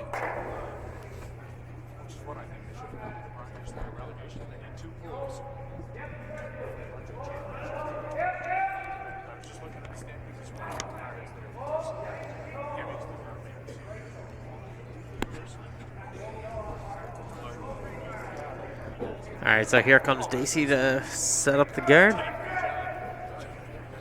Try and see if he can avoid Pinder's run back on his second attempt. And I think this one picked as well. They've had so many picks this game. That's their third pick. There's been having a lot of issues with these yellow stones. It's been 2 of Ian, one of Andrews, one of Ian's, and now one of Mark's stones just picked there and absolutely froze. I think especially that one, you might want to check under the stone. Yeah, so Shawn's going to take a look and see if there's anything under it. He can't believe his luck right now. Yeah, I see both teams there making sure the path is clear. Yeah, the last thing Team Murphy needs is a pick of their own when they're presented with a prime opportunity. And it sucks when something like that happens, because it's just out of the control of the game, and it unfortunately doesn't fault Team Adams at all, but it's going to favor Team Murphy here in this situation. That's right.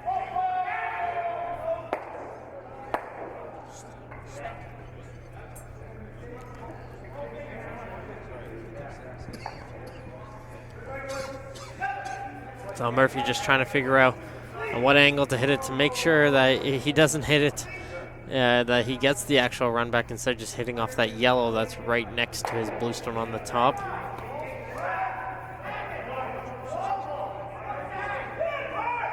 In our other key game, in our other feature game on sheet 3, we are able to tell you that Stuart Thompson is successful in forcing Paul Fleming to the single in 6, but Paul hasn't thrown that last rock yet, so we'll confirm that for you after he does, but so far the force is on here for Thompson. Again, you can tune in. That's our other feature game here on sheet number 3. You can tune into Carly and Selena giving you the commentary of that matchup, so make sure to check that one out.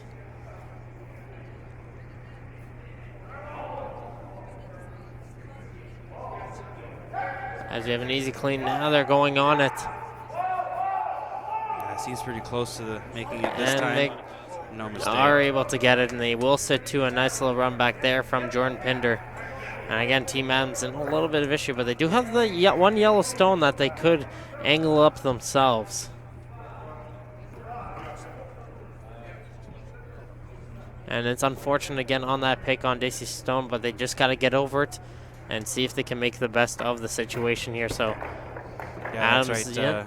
That's right, Martin. It really plays on your mental skills in the game to try to move past something like that, because you know the chances of it happening are equal for both teams. And so far, we've seen 2 on Shawn Adams' team, and it's a little unfortunate, but that's the way curling is sometimes. So here comes Shawn Adams trying to hit that angle. Yellow onto blue. Whoa on this one right now. Yeah, Jamie Murphy will still have a pretty short run back if this is made. So This one has to come in a little bit, and it does bump it back. Is it enough, though? Yellow Really hard. actually found the hole and It squirted found between the hole. yellows there. Unbelievable. It's too narrow. Didn't curl enough there for Shawn. I think he just threw a little bit too much weight at that one, at that shot right there. Yeah, maybe so, Martin. It definitely ran straight for him, and now the opportunity to lie 3 with hammer for Jamie Murphy. He is in the driver's seat right now, just looking in to put on his seatbelt and drive the car away here with this one. That's right, only 1 stone to go for Shawn Adams' team. And we can tell you Paul Fleming made the draw for 1 in 6 against Stuart Thompson. So he'll take the lead 4-3, but give the hammer back to Stuart. So just an open hit on the yellow stone, hoping to roll in behind cover is Jamie Murphy. He is currently sitting 1.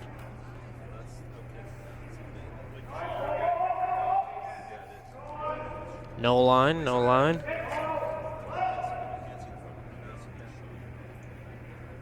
Whoa, right now. I really like to hang around here because 3 make a It's much just bigger on the difference nose. than 2. Yeah, they wanted a roll. They're not going to get it in Adams. His only opportunity right now is really to hit and roll off of that one and try to get towards the middle as much as he can. That is his best option here, or drawing on this side, but again, the draw can work out badly for them. Yeah, I know. I think he'll definitely be hitting and rolling, but bad news for Shawn here is that even if this is made perfect, Jamie should have some relatively easy shot for multiple score. With many run back possibilities out front, especially if this over rolls and just makes it a single run back. For Jamie, you're going to see him salivate at the chance of a multiple score here. But anything can happen on those run backs, and we've seen how quickly the rocks can curl, so you'd rather leave your chances in a run back opportunity rather than a straight takeout. So here comes Shawn Adams, his final stone here in 6. Going against 3 Team Murphy stones. Trying to hit and roll under cover. He needs to curl a little bit more, and that's just going to hit. Yeah, it's 2 right now, so I think it's just an open draw right now for 3, but there is that split on that top rock. And now, in this circumstance, are you going to try that split on that top guard? You can tell Jamie's thinking about it. The only problem with this split is that you're kind of sending that blue into the other blue, and it appears that there would be enough room to outcount the yellow, but it's a you know what? They're going for it. Because of that. They're going for it. Yes, they definitely are.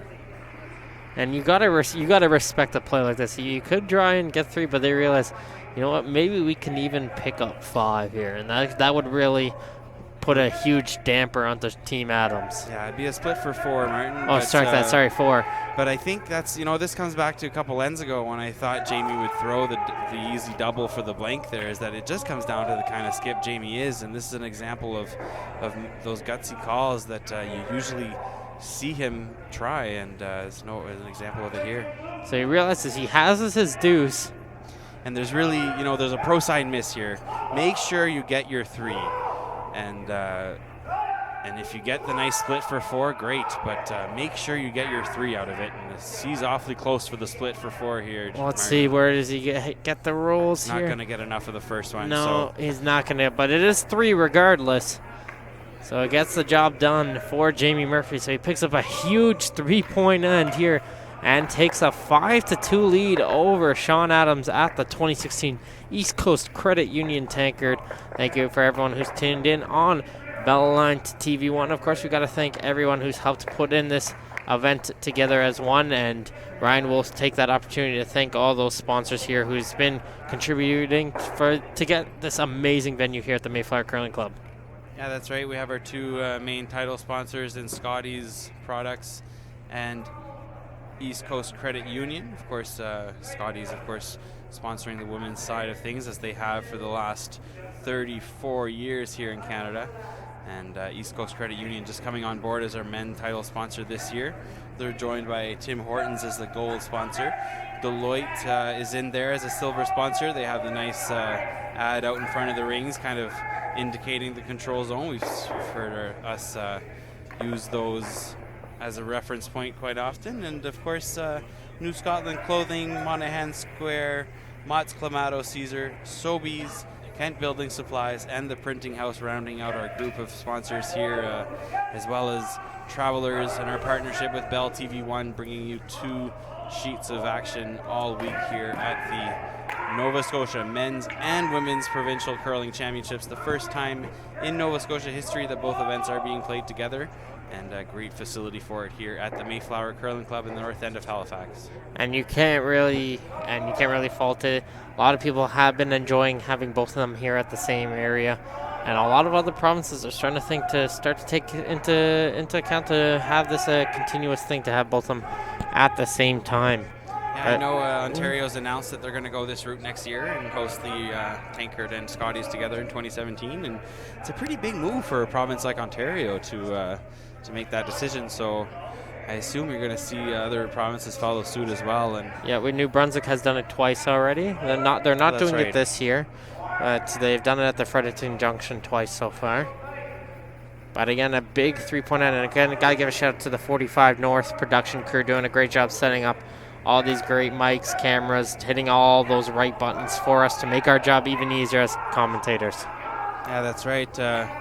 You see player after player here taking a look at the ice after they throw, and there's something that they're not liking on there. Yeah, that's right. Because the first one, though, I don't know if you saw Jamie Murphy's reaction when the draw came in behind the tee line. He just turned around and did not even want to look at it. When he started to notice it was heavy, he just turned around and walked away. So not a little happy as this gets started out here in the 7th end, but he did pick up a big 3-point end. Now, what's the strategy here? Do you continue playing the same way if you're Jamie Murphy, or do you try to change it up? Well, I think with the 3-point lead, you're definitely going to change something, because so far everything's been really offensive to try to get that lead. And now that Jamie has the lead, you'd think he's going to play pretty defensive. Kind of surprised of seeing him throw the guard after the first rock slipping behind the tee line. That's just bait for Shawn Adams to come down and follow it down. And you see a nice stone here from Andrew Gibson. So he is able to get to it, give it a little bit of a bump there, and it will come in very nicely. And it seems like Jamie Murphy, even though he's up by 3, he looks like he just wants to continue playing the same way. Yeah, it looks that way so far, but I didn't think that was going to last very long, as he indicates for the double peel here from second stone, Scott Saccary. Yeah, maybe he was just waiting for Saccary, who's got that very strong upper weight, preferably than Crowell, to do these peels.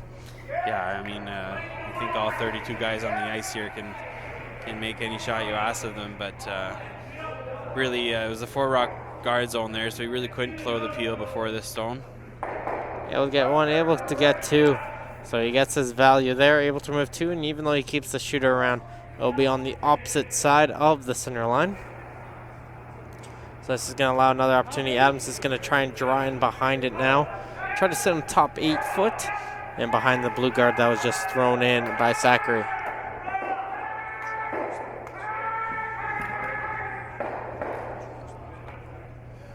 Reminder though that this is not the final draw. We're going to have in the ladies draw at 8 p.m. tonight to close out their round robin action. That's right, and lots of playoff scenarios available on the women's side as well, so we hope you'll join us for that. This one didn't curl as much for them, so they're a little bit of a plan B here. Just bring this one all the way up to the Yellowstone and bring it all the way back.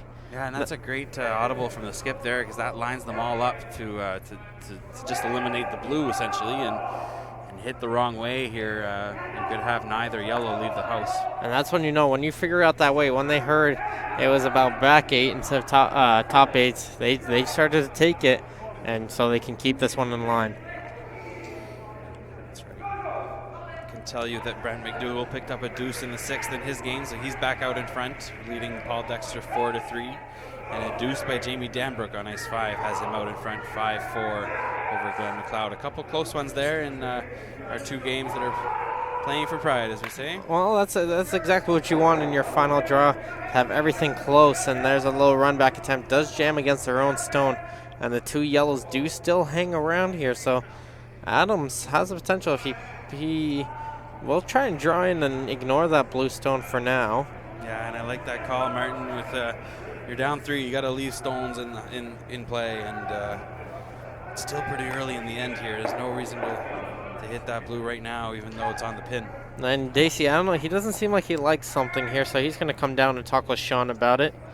Yeah, I think Mark says, how about we just hit the blue one in, and you could get it in between here and roll over. Yeah, but the thing is, with Hammer would be laying 3, but they're pretty close to each other, so you know Jamie Murphy's going to try some doubles. Yeah, and you have Pinder coming up with his shots, and we've seen him do a couple nice doubles already in this game.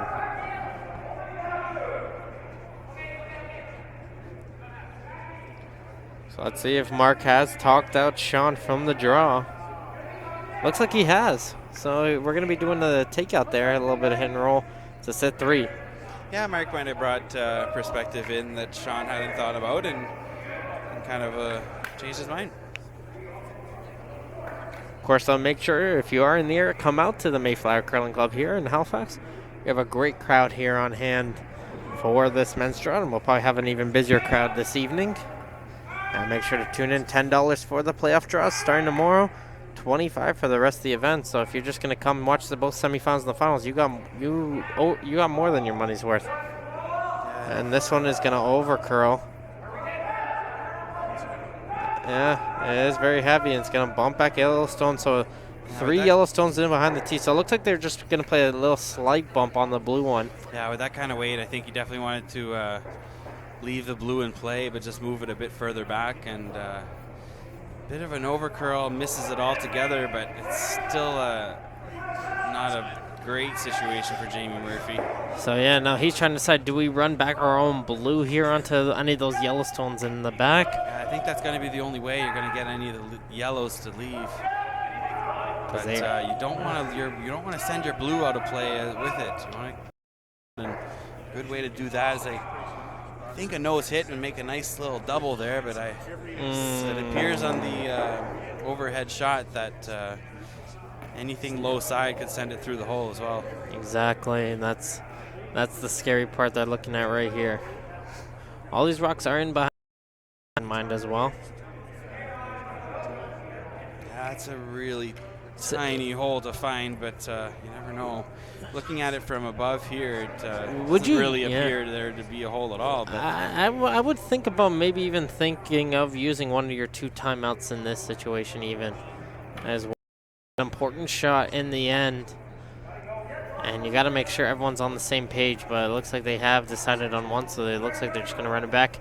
As soon as Crowell was ready, he took off his slider, was getting ready to go all the way down the ice to help join in on the conversation. They're like, oh, no, we don't need you. We're okay. We got this.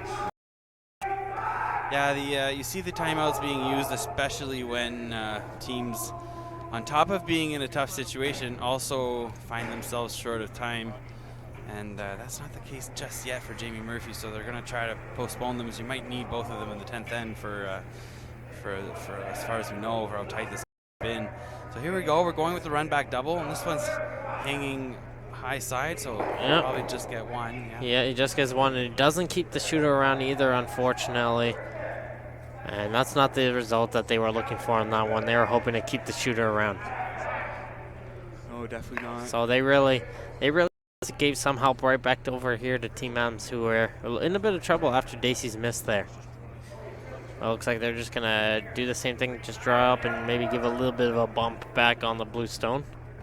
Yeah, with that stone where it is, they might even just try to lob one in front of the tee line, because there's room for another rock as far down as where the blue is. So that would just switch the advantage back over to Murphy. So it'll be interesting to see where they want this one to stop. We got interesting stuff happening over on sheet number 5. What's going on over there, Ryan?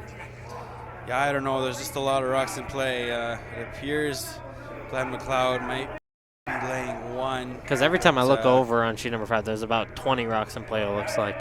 Yeah, and you see that happen sometimes when the teams are out of it with the standings. Just allows them to play a bit funner of a game, shall they, if they want. And I think we're just going to have to wait till the score goes up on that one, Martin, because we're a little too far from the action there to be able to tell you. But Danbrook is leading 5-4 over McLeod at the current time. Yeah, we can tell you in our other feature match there, Stuart Thompson had a nice multiple score brewing in the works, but third Colton Steele just a little light on his draw, and Chad Stevens comes full freeze, and all of a sudden Chad Stevens has one on the pin and frozen and behind cover. Yeah, so Dacey asked for some less ice here, so he's hoping to get around to that blue stone. Yeah, they're really not getting kind of finished, you might think, here in the center. And but they are going to get it right, bump it back, and it's going to hit off their yellow. Well, so that's why that didn't curl as much. So they are sitting first and second shot right now, but that could be run back for a double here for Jamie Murphy, I would think. But it could jam against their own as well. Yeah, the top blue's not going to go anywhere with the double. The top yellow, rather, sorry. And that's what they're saying right now. If we throw some big weight on the double, that one will jam against our own. No, I suppose if you catch the second one real thin, you can get squeeze it out the back there, but you're still catching a piece of the blue on the way at least.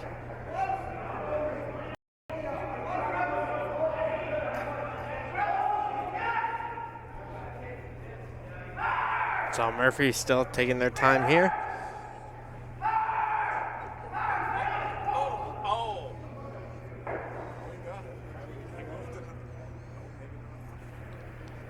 Those players will look in behind. Again, join in on the conversation. Use the hashtag NSCurl or visit nscurl.com to keep up to date on all 4 sheets of action here. We're not able to come over and watch these games. And if you'd like to, again, like I said, hashtag NSCurl, join in on the conversation and let you know what's on the game so far. This has been a very tight affair between these two teams, and I've really enjoyed this game so far, and we'll have to see as this game progresses what's going to happen. Yeah, that's right, and we have our first time out of the game called here from Jamie Murphy, so we're following your example, Martin. Yeah, I figured one of these 2 times was going to be used in this end, just from the way this end was shaping out, because the last thing Team Murphy needs is a big end happening against them after they just got a big end. Yeah, that's right. That's really what they want to avoid from happening, and it's a tricky decision here because you can throw the double attempt, but if you ever jam it on your blue, Shawn Adams got a wide open hit to lay 3, and there'd only be 2 more yellows to be thrown after that. We're down to Jordan Pinder's second stone here in the 7th end. Here comes Coach Bruce Lohnes. Come out here and talk with them. Bonus member of that Brier winning team with Andrew Gibson and Mark Dacey, so helping out his new team beat his former teammates here. And right away, not even a split second there. Usually you have a full 90-second discussion. He comes in, do this. All right, thank you, done. That was probably the timeout I've seen with the coach. Yeah, I think Bruce had an idea in mind there, and I think it just comes down to you got the 3-point lead. Try to get the double out the side, because that's really the best result you could ask for. And don't get too hung up on those jams. You have the lead, play defensively. I don't think I've ever seen a timeout that short before. I think that was a full 5 seconds. Yeah, it was pretty short. But you got to appreciate that. Coach comes in and said, this is your shot, do it. All right, thank you. We just want that reassurance. And here comes in from Pinder. Interesting to see where this gets jams. it, and it will jam against their own stone. Now they're going to try to roll it out, and it goes exactly as we predicted it would. Yeah, I thought you might sweep that a little, and that would have caught the second one thinner and maybe squirted it out the side. But with the way it hit, I don't know if it stood a chance at getting that yellow to leave at all. And so Adams is in a pretty good position to even answer back with a 3-piece of their own. This is crazy here. At first we saw a bunch of singles that we didn't see any points, and now we're starting to see some bigger ends being possible here between these two teams. yeah, that's right. And wait till Mark Dacey throws a stone here.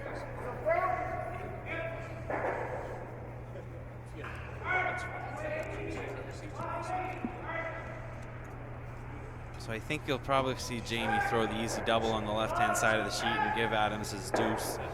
That'll still allow him to have control of playing the 8th end with the hammer. He still has 2 shots. He's got 2 shots.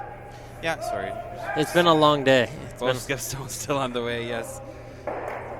So Jamie Murphy with his first of 2 here, just going to clear up the double first and then deal with the other stone later. Yeah, that's still the idea behind to take the 3-ender out of Adams' realm of possibility here. There's still that front guard to be that could be used for Adams, that blue stone, to see if they can draw in behind maybe for their final shot. Yeah, first if they use two, that guard, Murphy hits the open one, and we're still dealing with 2. But Murphy has to make the here first, and this one's curling, and he definitely has to hit it high side, catch the back one. And he'll just get one, and he's going to roll it over. So it's not a straight hit for Shawn Adams. He's got to run back his own yellow if he wants to remove that blue stone now. Yeah, that's right.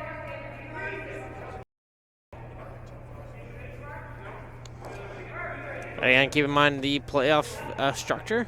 We'll let you know the schedule. So what would happen is the women's semifinal will be at 2 p.m. and the men's semifinal will be at 7 p.m. And if a tiebreaker is needed, I'm surprised if they would be at 9 a.m. tomorrow. So women's semifinal at 2 and the men's semifinal at 7. And then the Sunday, the women's final will be at 10 and the men's final at 3 p.m.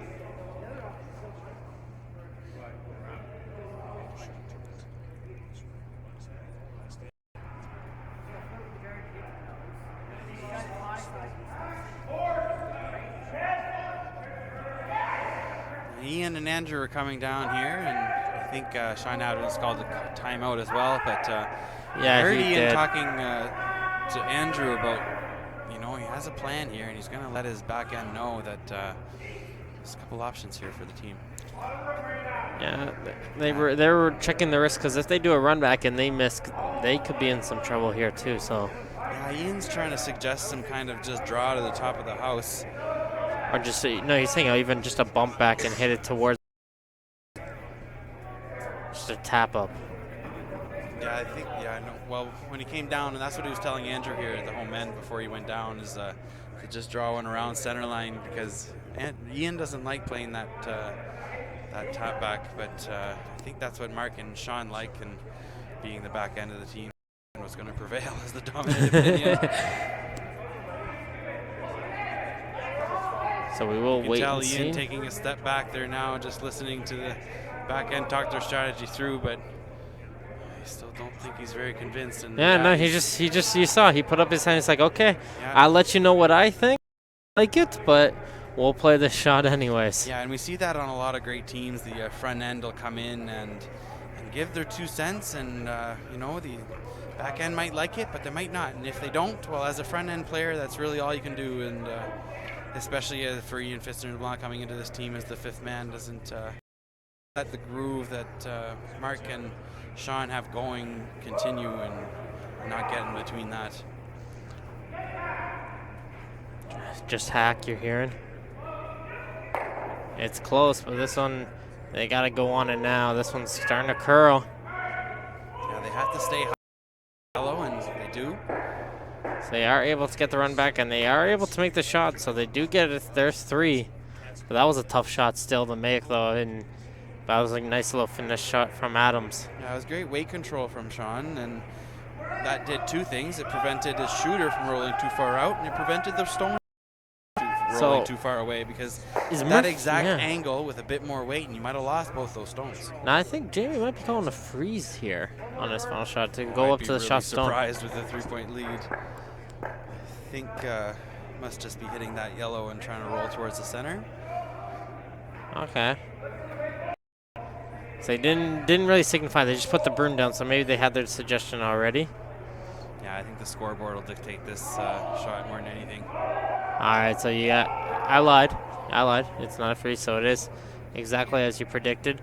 Yeah, it's just with a 3-point lead, you're not going to leave any yellow stones around, and he really there would like to get the inside roll there, but he's going to hit it on the nose, and the opportunity will present itself for 3 for Shawn Adams. So yeah, it is just a hit and stick, and all of a sudden, when we thought that it wasn't going to be possible, and the 3-point end was just going to be, that's going to separate these teams, Adams responds with the 3-point end of themselves.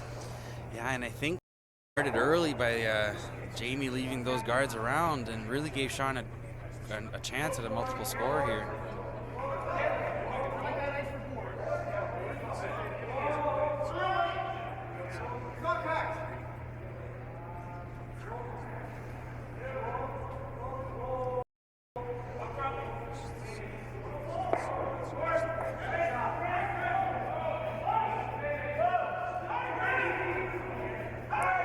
And he knows he has it. Look at that.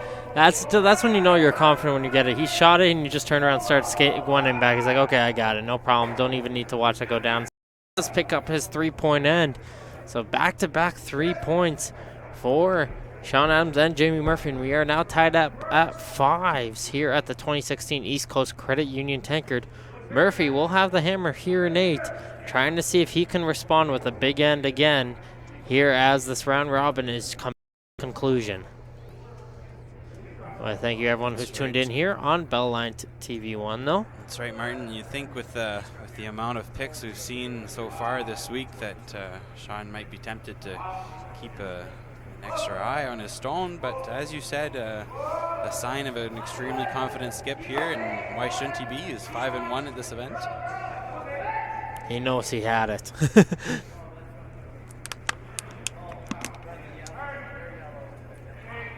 So we'll get action started off again with Andrew Gibson.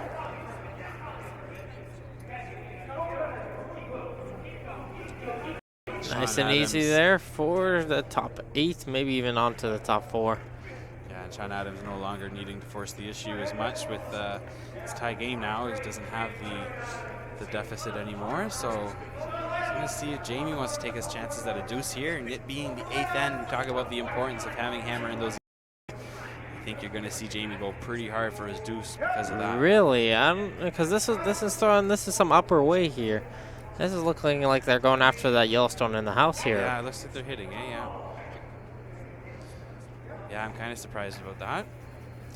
Murphy game plan could be, let's try to get 8 and 9, and have the hammer in 10 to go for the win for all we know. Definitely. I just think against a team like Shawn Adams, it's going to be tough to pull off 2 blanks in a row. Well, we're going to get the takeout game going, and Adams is, if they're going to get a blank here in 8, he's probably happy with that. Yeah, he doesn't mind that. What might play into this decision, Martin, is just before they started throwing in this 8th end, I noticed that both teams actually starting the 8th end with less than 12 minutes, and that's below the 4-minute per end mark that we like to see. So both teams here maybe just really agreeing to bank some time for the last 2 ends of the game. Because Murphy's at 9 minutes, and you're saying you need about 4 minutes per end with 3 ends remaining. That is not much time to work with as we finish out this game, and that's really told you how this game has been. It's just been such a tight game. A lot of strategy and discussions needed because these two teams have been just hitting their shots. Yeah, as we said, usually you like about 4 minutes per end, but all it really takes is one end of catch up like this, and you're using no time at all to make the decision. And then you turn around, you're playing 9. You're basically playing 9 at the exact same time you were when you started 8. So it's just going to need a little quick end here from both teams, and then we'll get the game back on at 9. Well, again, unless we got to make sure though that it's very simple on these shots. They make it look easy for them to spill out and miss the shot. So that one will go out. So Murphy's just going to play the corner guard now. Yeah, so, they're okay with the blank, but they're not going to say no to it if it's presented to them. I just don't think you're going to see them try too hard or take too many risks. So here comes Scott Saccary with his, trying to set up that corner guard. This one looks a little bit hot. It's got to hit the brakes a little bit. Just going to abandon it, don't touch it, and let it settle down.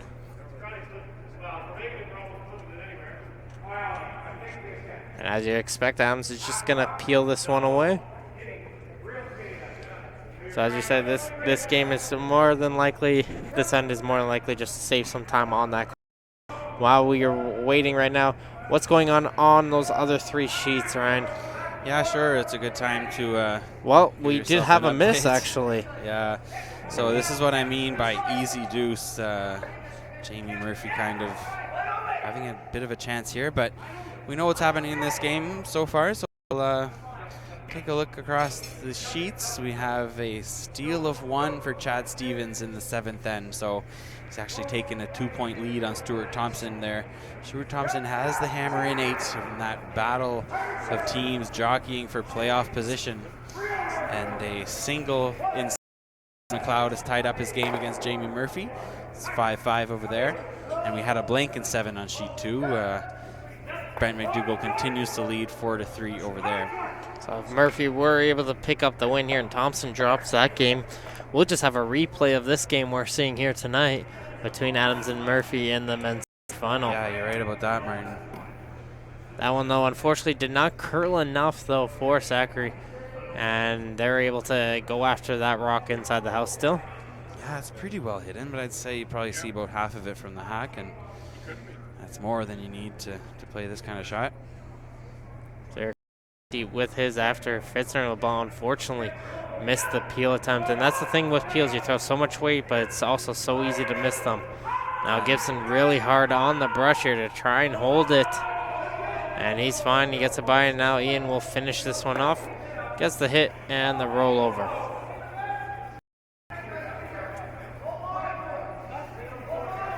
Stuart Thompson doing everything he can to set up his deuce in 8 on sheet 3. You can tune into that sheet and follow it along with Selena and Carly over on Bell TV 1.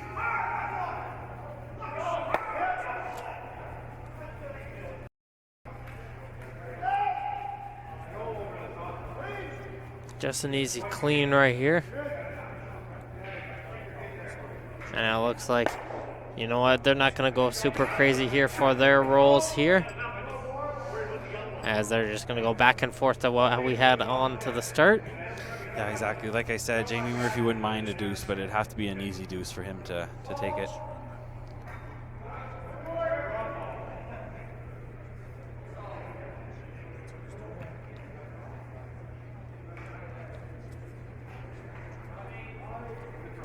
So Dacey's second again, going at eliminating that rock inside the house. Just an easy clean right now.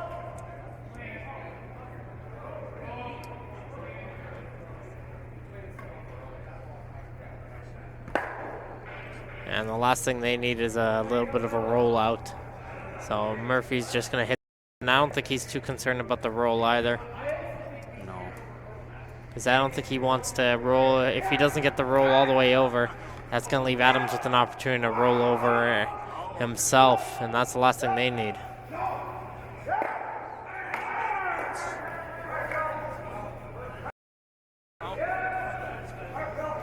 So straight out here, but it does roll out for Murphy. And now Team Adams, Shawn Adams himself, he's going to have an opportunity to draw in now. He has that one corner guard being placed, so if he can get this one buried, this can prove some danger. here for Murphy. I saw you shaking your head. You're looking over on a different sheet. What happened? Yeah, Paul Fleming there with another great shot over on sheet It sounds like you've been repeating that all tournament long. Paul Fleming, boys, he's certainly got a lot of people talking here at the Mayflower. Hot hand here this week, undefeated so far. Of course, he's fourth stones for Chad Stevens' team and brings a wealth of experience to the rink, and surely looking for another trip to the Briar for Paul. He's been there many times representing to Nova Scotia. Yeah, and Adams right away, he's going to say, forget the draw. Let's just clear away this guard, so he's going to peel away the high guard. Yeah, so they're really committed to the blank by this point, and you see Jamie Murphy already making his way down the ice, and that's in order to bank that much more thinking time. Yeah, exactly, because they're considerably, they were down. They barely used any this time. They were about 2 minutes behind, but now they've caught up to Team Adams on the same. And that's why I say it really only takes one end of this fast play to get back into it. We've said 4 minutes per end, but we're about to watch Team Murphy play this end under a minute of thinking time. So it's you can be behind, but it's really easy to get back into it. So in this case, you still have one more shot. Are you just going to throw this one in through, or are you going to still draw in? Jamie's got two here. Yeah, so he'll probably just draw one in.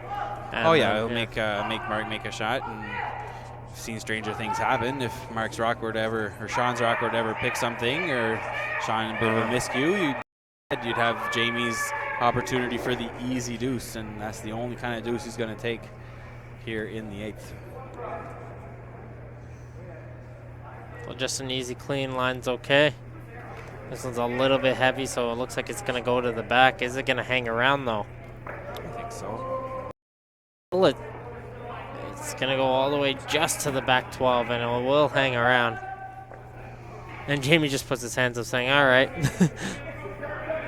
And, we told you Stuart Thompson doing everything he can to generate his deuce in 8, and we told you Paul Fleming just continuing the sharp shooting. Was successful in forcing Stuart to the single. Chad Stevens continues to lead that one 5-4, and he has hammer in 9. So the hit and the rollout happens. So Jamie will just go down there, throw this one through, and he'll get the blank here in 8. So him having to go all the way back down the ice again. Unfortunately, it does take him more than a minute this end, but they were close. They cut down a lot of time. Yeah, they're still entering both ends with more than 4 minutes per end average time, so right back on pace for Jamie Murphy. What was the time they started the end with? 47. So, yeah, just a minute 27 seconds. Yeah, my mistake, sorry. No. It was just because he took his time getting down there. So it does get the blank here. So Murphy will continue with the hammer going into the 9th end here at the 2016 East Coast Credit Union Tankard. Here on Bell Line T1, we have the tie game, and it's going to come down to the wire here between these two very strong teams trying to find a playoffs game. And again, if Murphy will pull off the victory and Thompson does lose, Murphy will advance to the playoffs and no men's tiebreaker is needed. But if we have a crazy scenario where Thompson wins, man, we're going to have to break out the notepad. Yeah, that's right. The way things stand now, it's looking like it might be a clean seeding for the playoff round, but Stuart's going to do everything he can to prevent that from happening over on sheet 3, but he's up against a hot skip, that's for sure. Oh, I think this one actually fell into the rings here. And Shawn is not happy with that one. And again, Andrew Gibson hasn't played the usual precise game, consistent game he's had. We've seen normally from him here. Not normal guard for him. This clockwork for him, but that one a little bit heavy, and it found its way into the ring. So yeah, that might be a result of the way they played the last end. You know, they had a really stress-free, easy end on the mentality side of things, and it's as if Andrew just forgot to turn it back on for this end. Has a bit of a miscue there. He rolls into the house, and this might keep what you were saying alive about Jamie blanking 8 and 9. Yeah, I think that's Jamie's strategy here. Just blank 8 and 9, close everything out, and pick up a point and 10 to win the game. But it is a 4 rock free guard zone, so Andrew Gibson will have a second try at making this guy Jamie still won't be able to remove it if it's made this time. So. And this one's looking much better. They're not going to touch it. Just hoping to get a finish. It's still coming in very tight. Getting real close, yeah. This one got very tight, but it does stop. And Murphy draw one in now, in behind the guard. Yeah, and Jamie doesn't mind getting a bit of an offense play going here. I think that's why you saw them blank the eighth so quickly. Because I wouldn't mind the hammer in the last end, but I don't think you'd see him say no to being up two either. What he really wants to avoid is being forced into a single, giving Shawn the hammer. And they got to go hard on this one. Get this one by, but they do a great job on the sweep to Saccary and Pinder. Now to get this one buried, and a nice, great sweeping there from Saccary and Pinder. They made that shot look good. They made Crowell look good there. That's what you can say.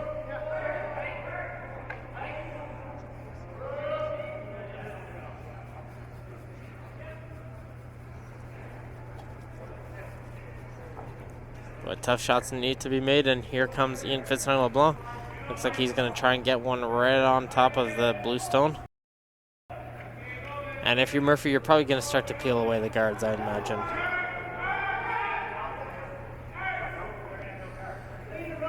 Well, I don't know. Murphy has one in there in a pretty good spot, so we'll see. And they get that one by, and right on top. Great shot there from Ian, just a slight little bump. And exactly as I predicted, he's just going to knock away the guard. Yep.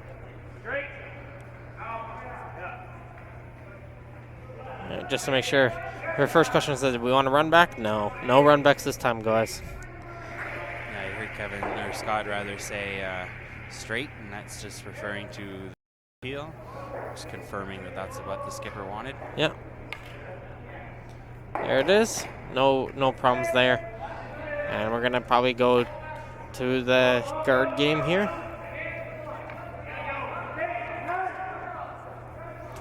Now in this game where the guards and peels are going to happen, who really has to make this first move here with those two stones in the house? It would probably have to be Adams, I would think, here.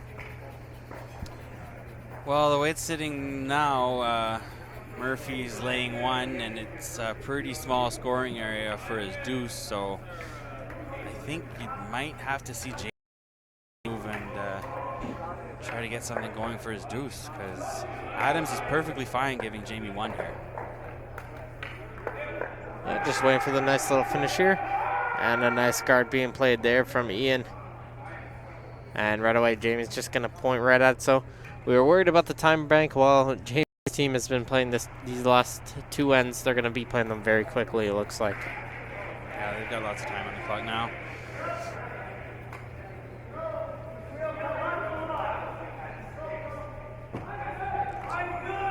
And after all that mess over on sheet number 5, what happened over there between Dan?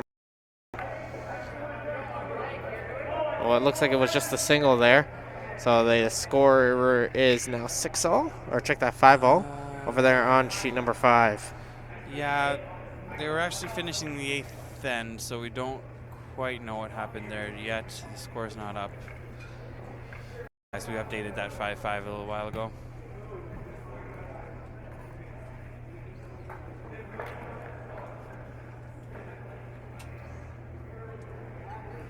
So here comes Dacey again with the guard. Ian's going to go on the sweep here. He's going to get some 100. This one's looking a lot lighter, so these sweepers are really going to have to take it. Mark really encouraging Ian. Ian giving whatever he's got. You can see him going. And he is able to get the finish onto that one. And that's the encouragement you got with Mark Dacey. He's standing right next to you, cheering you on and helping you on that sweep. And Ian and Andrew did a great job finishing that rock. Yeah, that's right. So I got another peel here coming in from Pinder. He's going to knock that one clear away. And once again, Adams is just going to keep sending those guards up. Yeah, because... you know, probably, maybe not before his last one. If Jamie keeps peeling, at some point you're going to see Adam. make a play on that yellow and just lay 2, and that'll force Jamie to the single. So in that sense, Adams will be the first to make the play, but it's really still making it to force Jamie. So ball's really in Jamie's court here. Well, keep in a reminder that over on ice number 2 in the next draw, we're going to be seeing Dwyer versus Pinckney. Ice number 3, future match from Marianne Arsenal against Teresa Breen. Joe Brothers against Colleen Jones right here, and then McAvoy against Gamble over on sheet number 5 as we finish off the Scotties, a women action at 8 p.m. Atlantic time. Make sure to tune in for those ones as they're leads up, and they got a crazy scenario happening with Breen coming up with a huge comeback against Brothers, and that's just made everything more complicated. That's right. Teresa giving Jill her second loss, and Gamble playing the spoiler as well, but 2 victories against those top teams. So Dwyer got eliminated because of that, and Jones has that 1 loss. Yeah, Jones actually down to 2 losses now, so playing against Jill, one of those 2 teams will go to 3 losses. And Teresa Breen only at 2 losses so far, but if she beats Marianne, she'll make the playoffs clear and through, and whoever gets the 3rd loss between Jill and Colleen will be eliminated. If Teresa gets the 3rd loss, she'll play a tiebreaker game against the loser of that Brothers-Jones game. So definitely some great implications that are going to happen. So 8 p.m. at night time here at the Mayflower Curling Club. Stay tuned for those. As another peel away there, and that one got close to hitting 2 in the house there, Ryan.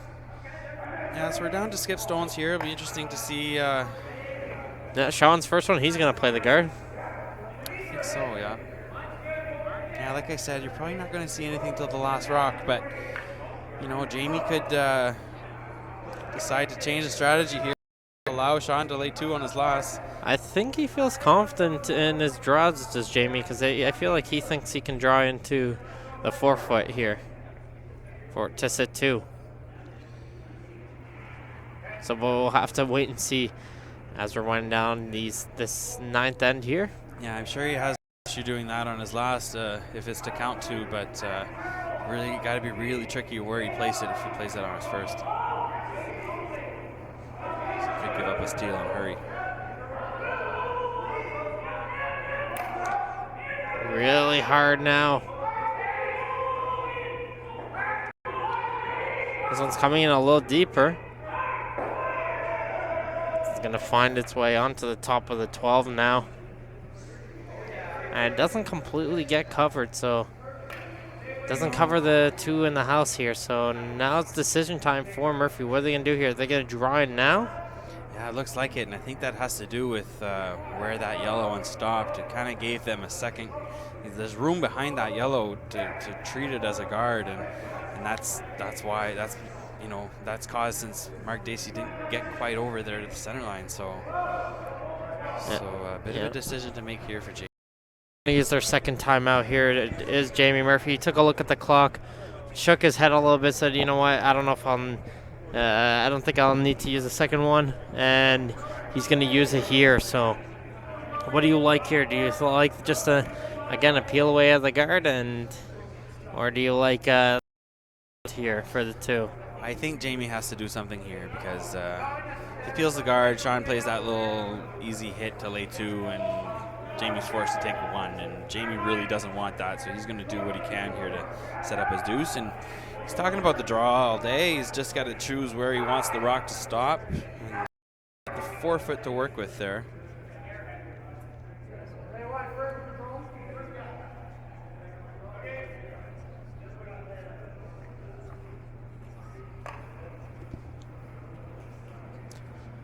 So here comes Coach Bruce Lohnes here to this team.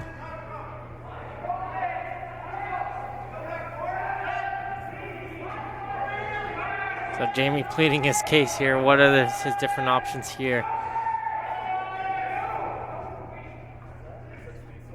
So we have an update over on sheet number 5. It was another single for McLeod, so he's taking the lead over Danbrook. Yeah, over there. Steal there, Nate. And what's happening over on sheet number 2? Yeah, Paul Dexter with a single in 8 after the blank in 7. That one's all tied up as well at 4. And they're playing 9. McDougall has the hammer with a lot of rocks in play. So this one is just a crazy draw here. All these games so here. They're all going to come down to the wire. Yeah, all the games either tied or within 1 point, so lots of great action here at the Mayflower. So unfortunately, I can't read the mouth, so I couldn't tell you what Jamie was saying, but looks like maybe they're just going to hit away this time and draw for the last one. Well, yeah. I don't know. The draw is only going to be for one, though, on his last one. That's the problem.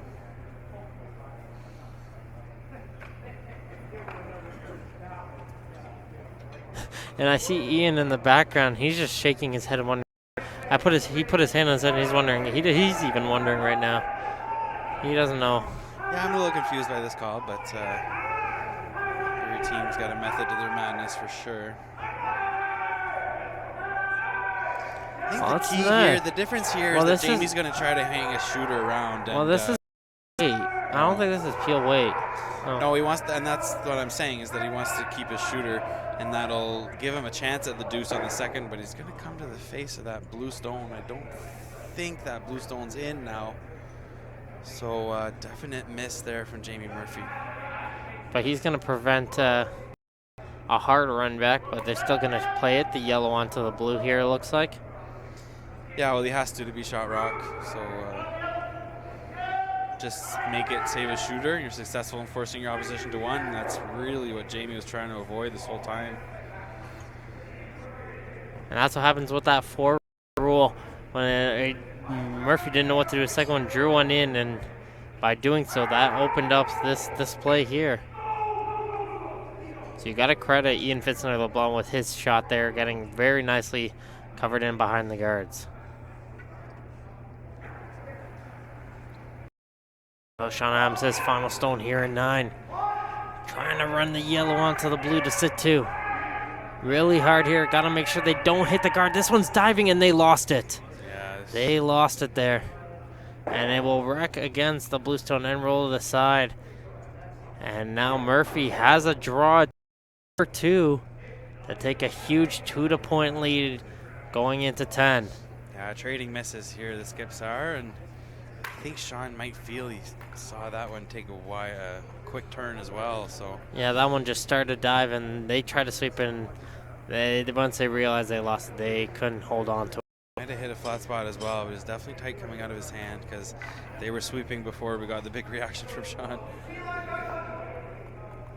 Yeah, that's what a lot of Crowers, they said there was no. What do you say when you slap the brooms?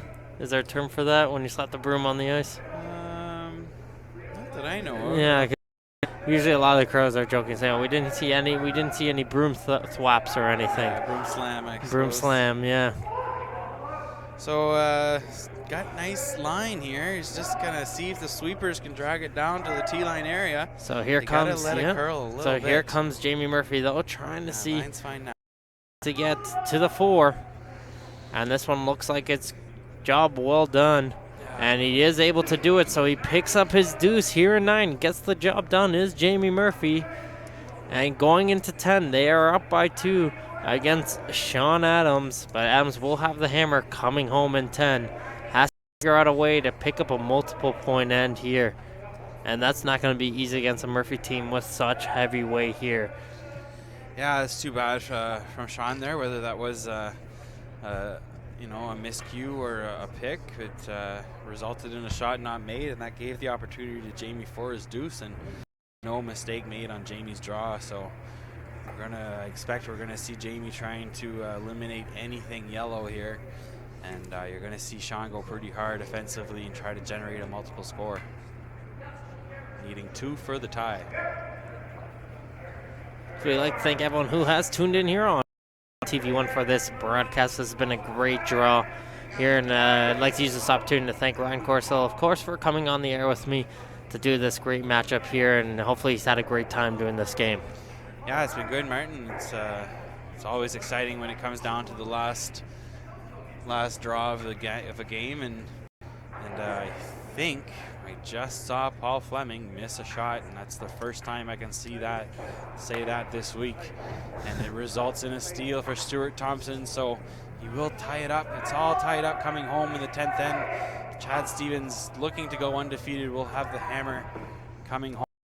You updated as that end progresses as we're getting to the end of this final draw round robin.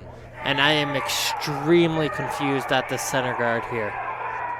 Yeah, I don't think that's where they wanted that. I saw the call. He wanted it top 4, and it's the last end of a game. You'd Ice rather be conditions heavy, change, but and, you'd rather be, in my Yeah, opinion. of course.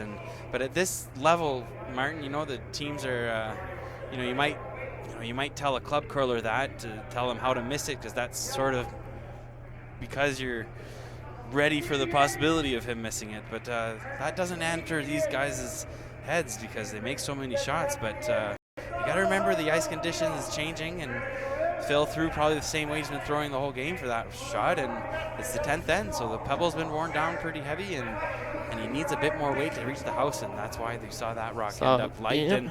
And then you saw Andrew Gibson fall victim to the exact same thing, threw it down the exact same path, wanted to get around that guard. Lighter than the first one, so trading misses here, trading misses from the skips in 9, here trading misses from the leads in 10, and it's going to make for an interesting end for sure. Definitely, and we'll have to see here as they're going to try and draw in now. In behind both guards. So Murphy's going to play this end a little bit differently now. Change the plan for sure.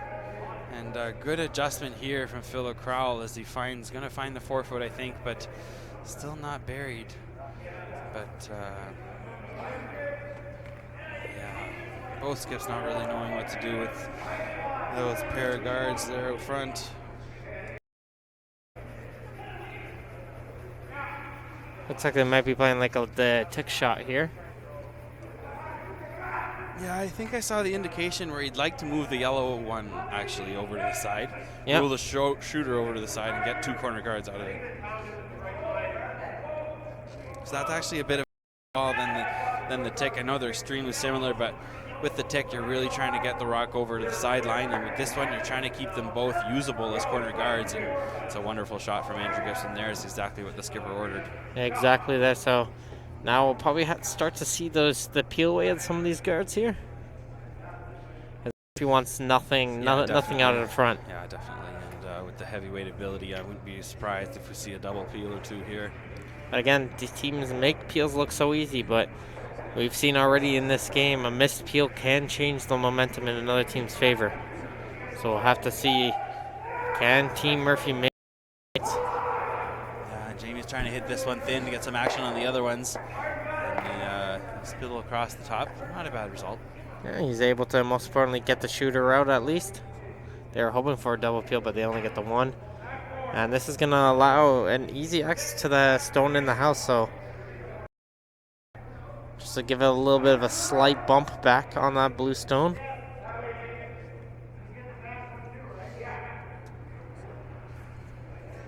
So that's the strategy now for Fitzner-LeBlanc. He wants to just tap back the blue one, keep it in play, but sit for shot.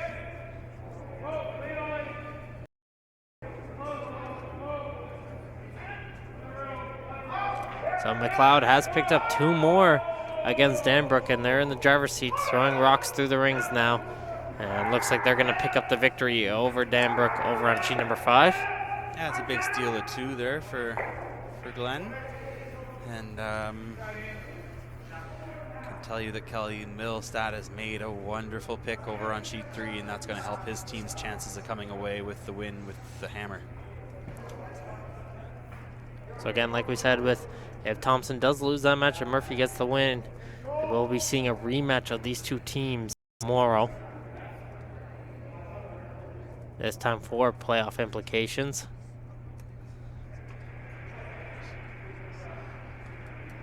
Saccary going after the yellow shot in the house. Yeah, Jamie's not going to leave any yellow granite around here, especially anything that's in the ring. Right off right now. Gets it knocked in, gets a nice little roll over.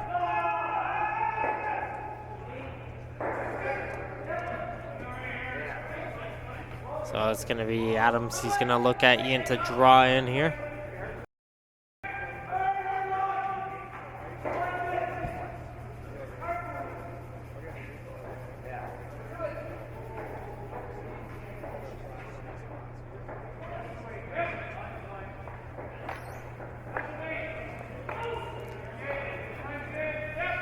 Line is here, and they're really going on the brush, so this one's starting to really curl.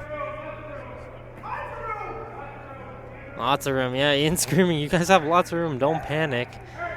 And now they're going to carry it and now try to get this one buried. Gonna get shot stone, and that's a... Yeah, they get shot stone, yeah. Definitely get shot stone. That's a pretty big, that's a big deal there to get that shot stone. And you got to credit Ian there, because Super's trying to panic and thinking they're going to dive towards the garden. He's just saying, guys, we have lots of room, relax. Yeah, that's right. And that little extra curl made the difference there, I feel.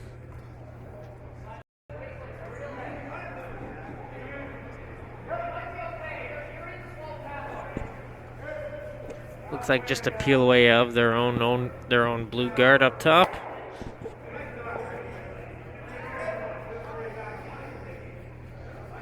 Yeah, looks like they're gonna come right down to that blue in behind the tee line. Yeah, so Shawn's gonna try to figure out how to get his deuce here, and he's likely gonna have to do it without guards. So how do you use the rocks that are in the house? Yeah, it looks like he's gonna have to get creative here.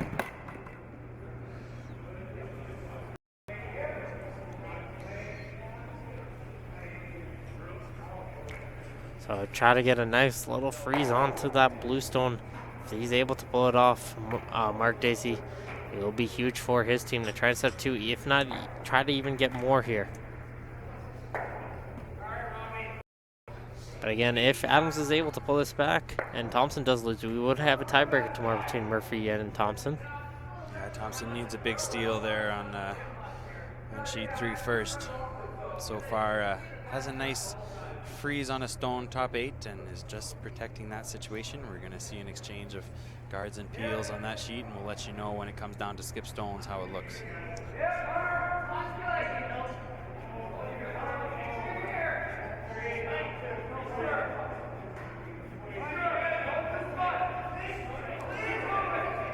Just an easy clean right now. Now both of them are on it. Gibson and Fitzner-LeBlanc. He's definitely got the weight to get back to the back one. Just got to make sure that they get the line too. And he'll take it back, give it a little bit of a bump. And he'll sit 1 and 2 right now for Team Adams. They're in a pretty good position here. Yeah, that's pretty good, but Jamie has a double opportunity here, and in theory, you make this one, you win the game, because there are no guards. So a big shot coming up for Jordan Pinder. Gonna try and see if he can get this run away these stones. I'd really like to get both right now. Really hard as Saccary. 1, 2, is it enough? Gotta sweep both. And the second one is still counting. Yeah, he came awfully close to leaving both of them there, so he'll be happy with that. He lays 1 and 2, so it's a pretty good scenario still for Jamie. And right now, Adams is trying to figure out what are my options really here. Do we just hit the face of the stone here? Is this what their call is? Yeah, he's going to try to roll to the wing a little bit and see if he can't tuck a piece behind that wide corner guard. Yeah, and just hope for a miss from Jamie. Yeah, since the other one's already behind that guard, gets 2 buried here. 3 is in play for the win, and still going to need some help from Jamie Murphy's team.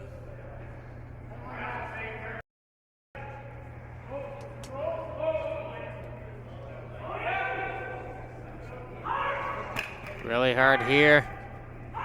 Yeah, they're sweeping to get that roll away. Really hard. They want that roll. Here is Gibson giving what he got. Now sweeping over for the roll, and they just don't get enough there. No. And allow another opportunity now for Murphy to come after. And I just want to know they're just deciding where they want to hit it. Yeah, they'll have a good look at the angles and see which way they want to make the doubles. A couple different options here.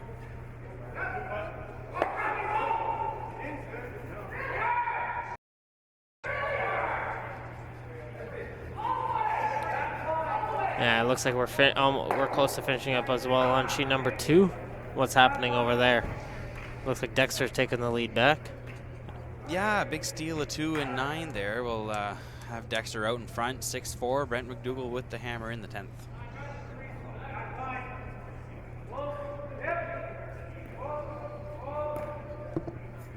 So here comes the skip, Jamie Murphy, taking his time now that he actually has some time on the clock. That's right. Set up for this shot here. If he makes this one, Shawn Adams will have 2 stones left, and he'll need to make them count to tie the game. So huge shot from Jamie here. Does he have the double? Gets 1. Can he get 2? And he gets makes the 2. double. Great shot there from Jamie Murphy. And Adams is taking a look. All right, what options do we have left? And if I was them, really, you just got to draw in and sit for shot here. That's the option you have here. And yeah, that's going to be the call here. You're going to have to draw. Yeah, there's not many places to hide for Shawn. And Jamie's going to have a shot to win the game no matter what. Yeah, so if he draws in behind and Jamie tries a run back, misses the run back, they still have a chance. So it's not over yet, though. There's no possibility of Adams really winning this game. So it's a possibility of an extra end still, though.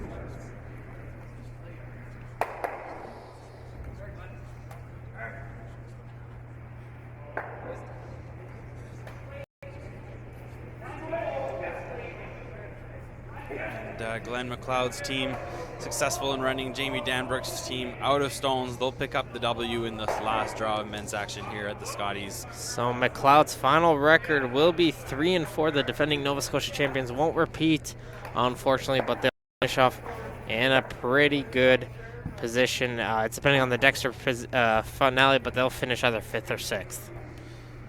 Yeah, that's definitely not the kind of week they're looking for, but they came back nice in some games there and ended up with a decent record. And the last stone there from Shawn Adams really just as much as no, it didn't. It hung out the entire way, and now it's going to be an easy open hit for the win for Jamie Murphy. And as you said, Martin, we're likely looking at a rematch here in the semifinal between these two teams. So this will give Jamie a psychological advantage into tomorrow's semi. So Murphy trying to hit this one for the win. Just needs to make it go away. And he's got it right there. And a huge issue. victory right there for Jamie Murphy. He'll advance to 5-2, finish it off. Adams will drop to 5-2. And we're going to have a crazy one. So all the attention now over on sheet number 3. What's going to happen there? Will we have a tiebreaker? Will we have these two play off against each other tomorrow? We'll have to wait and see. But make sure to shoot on over to sheet number 3 to watch the completion of Thompson versus Stevens. And thank you for everyone who's tuned on Bellline TV1. This has been Ryan Corbett as well over here. And I'd like to thank everyone, of course, for tuning in. Until next time, we'll see you guys later.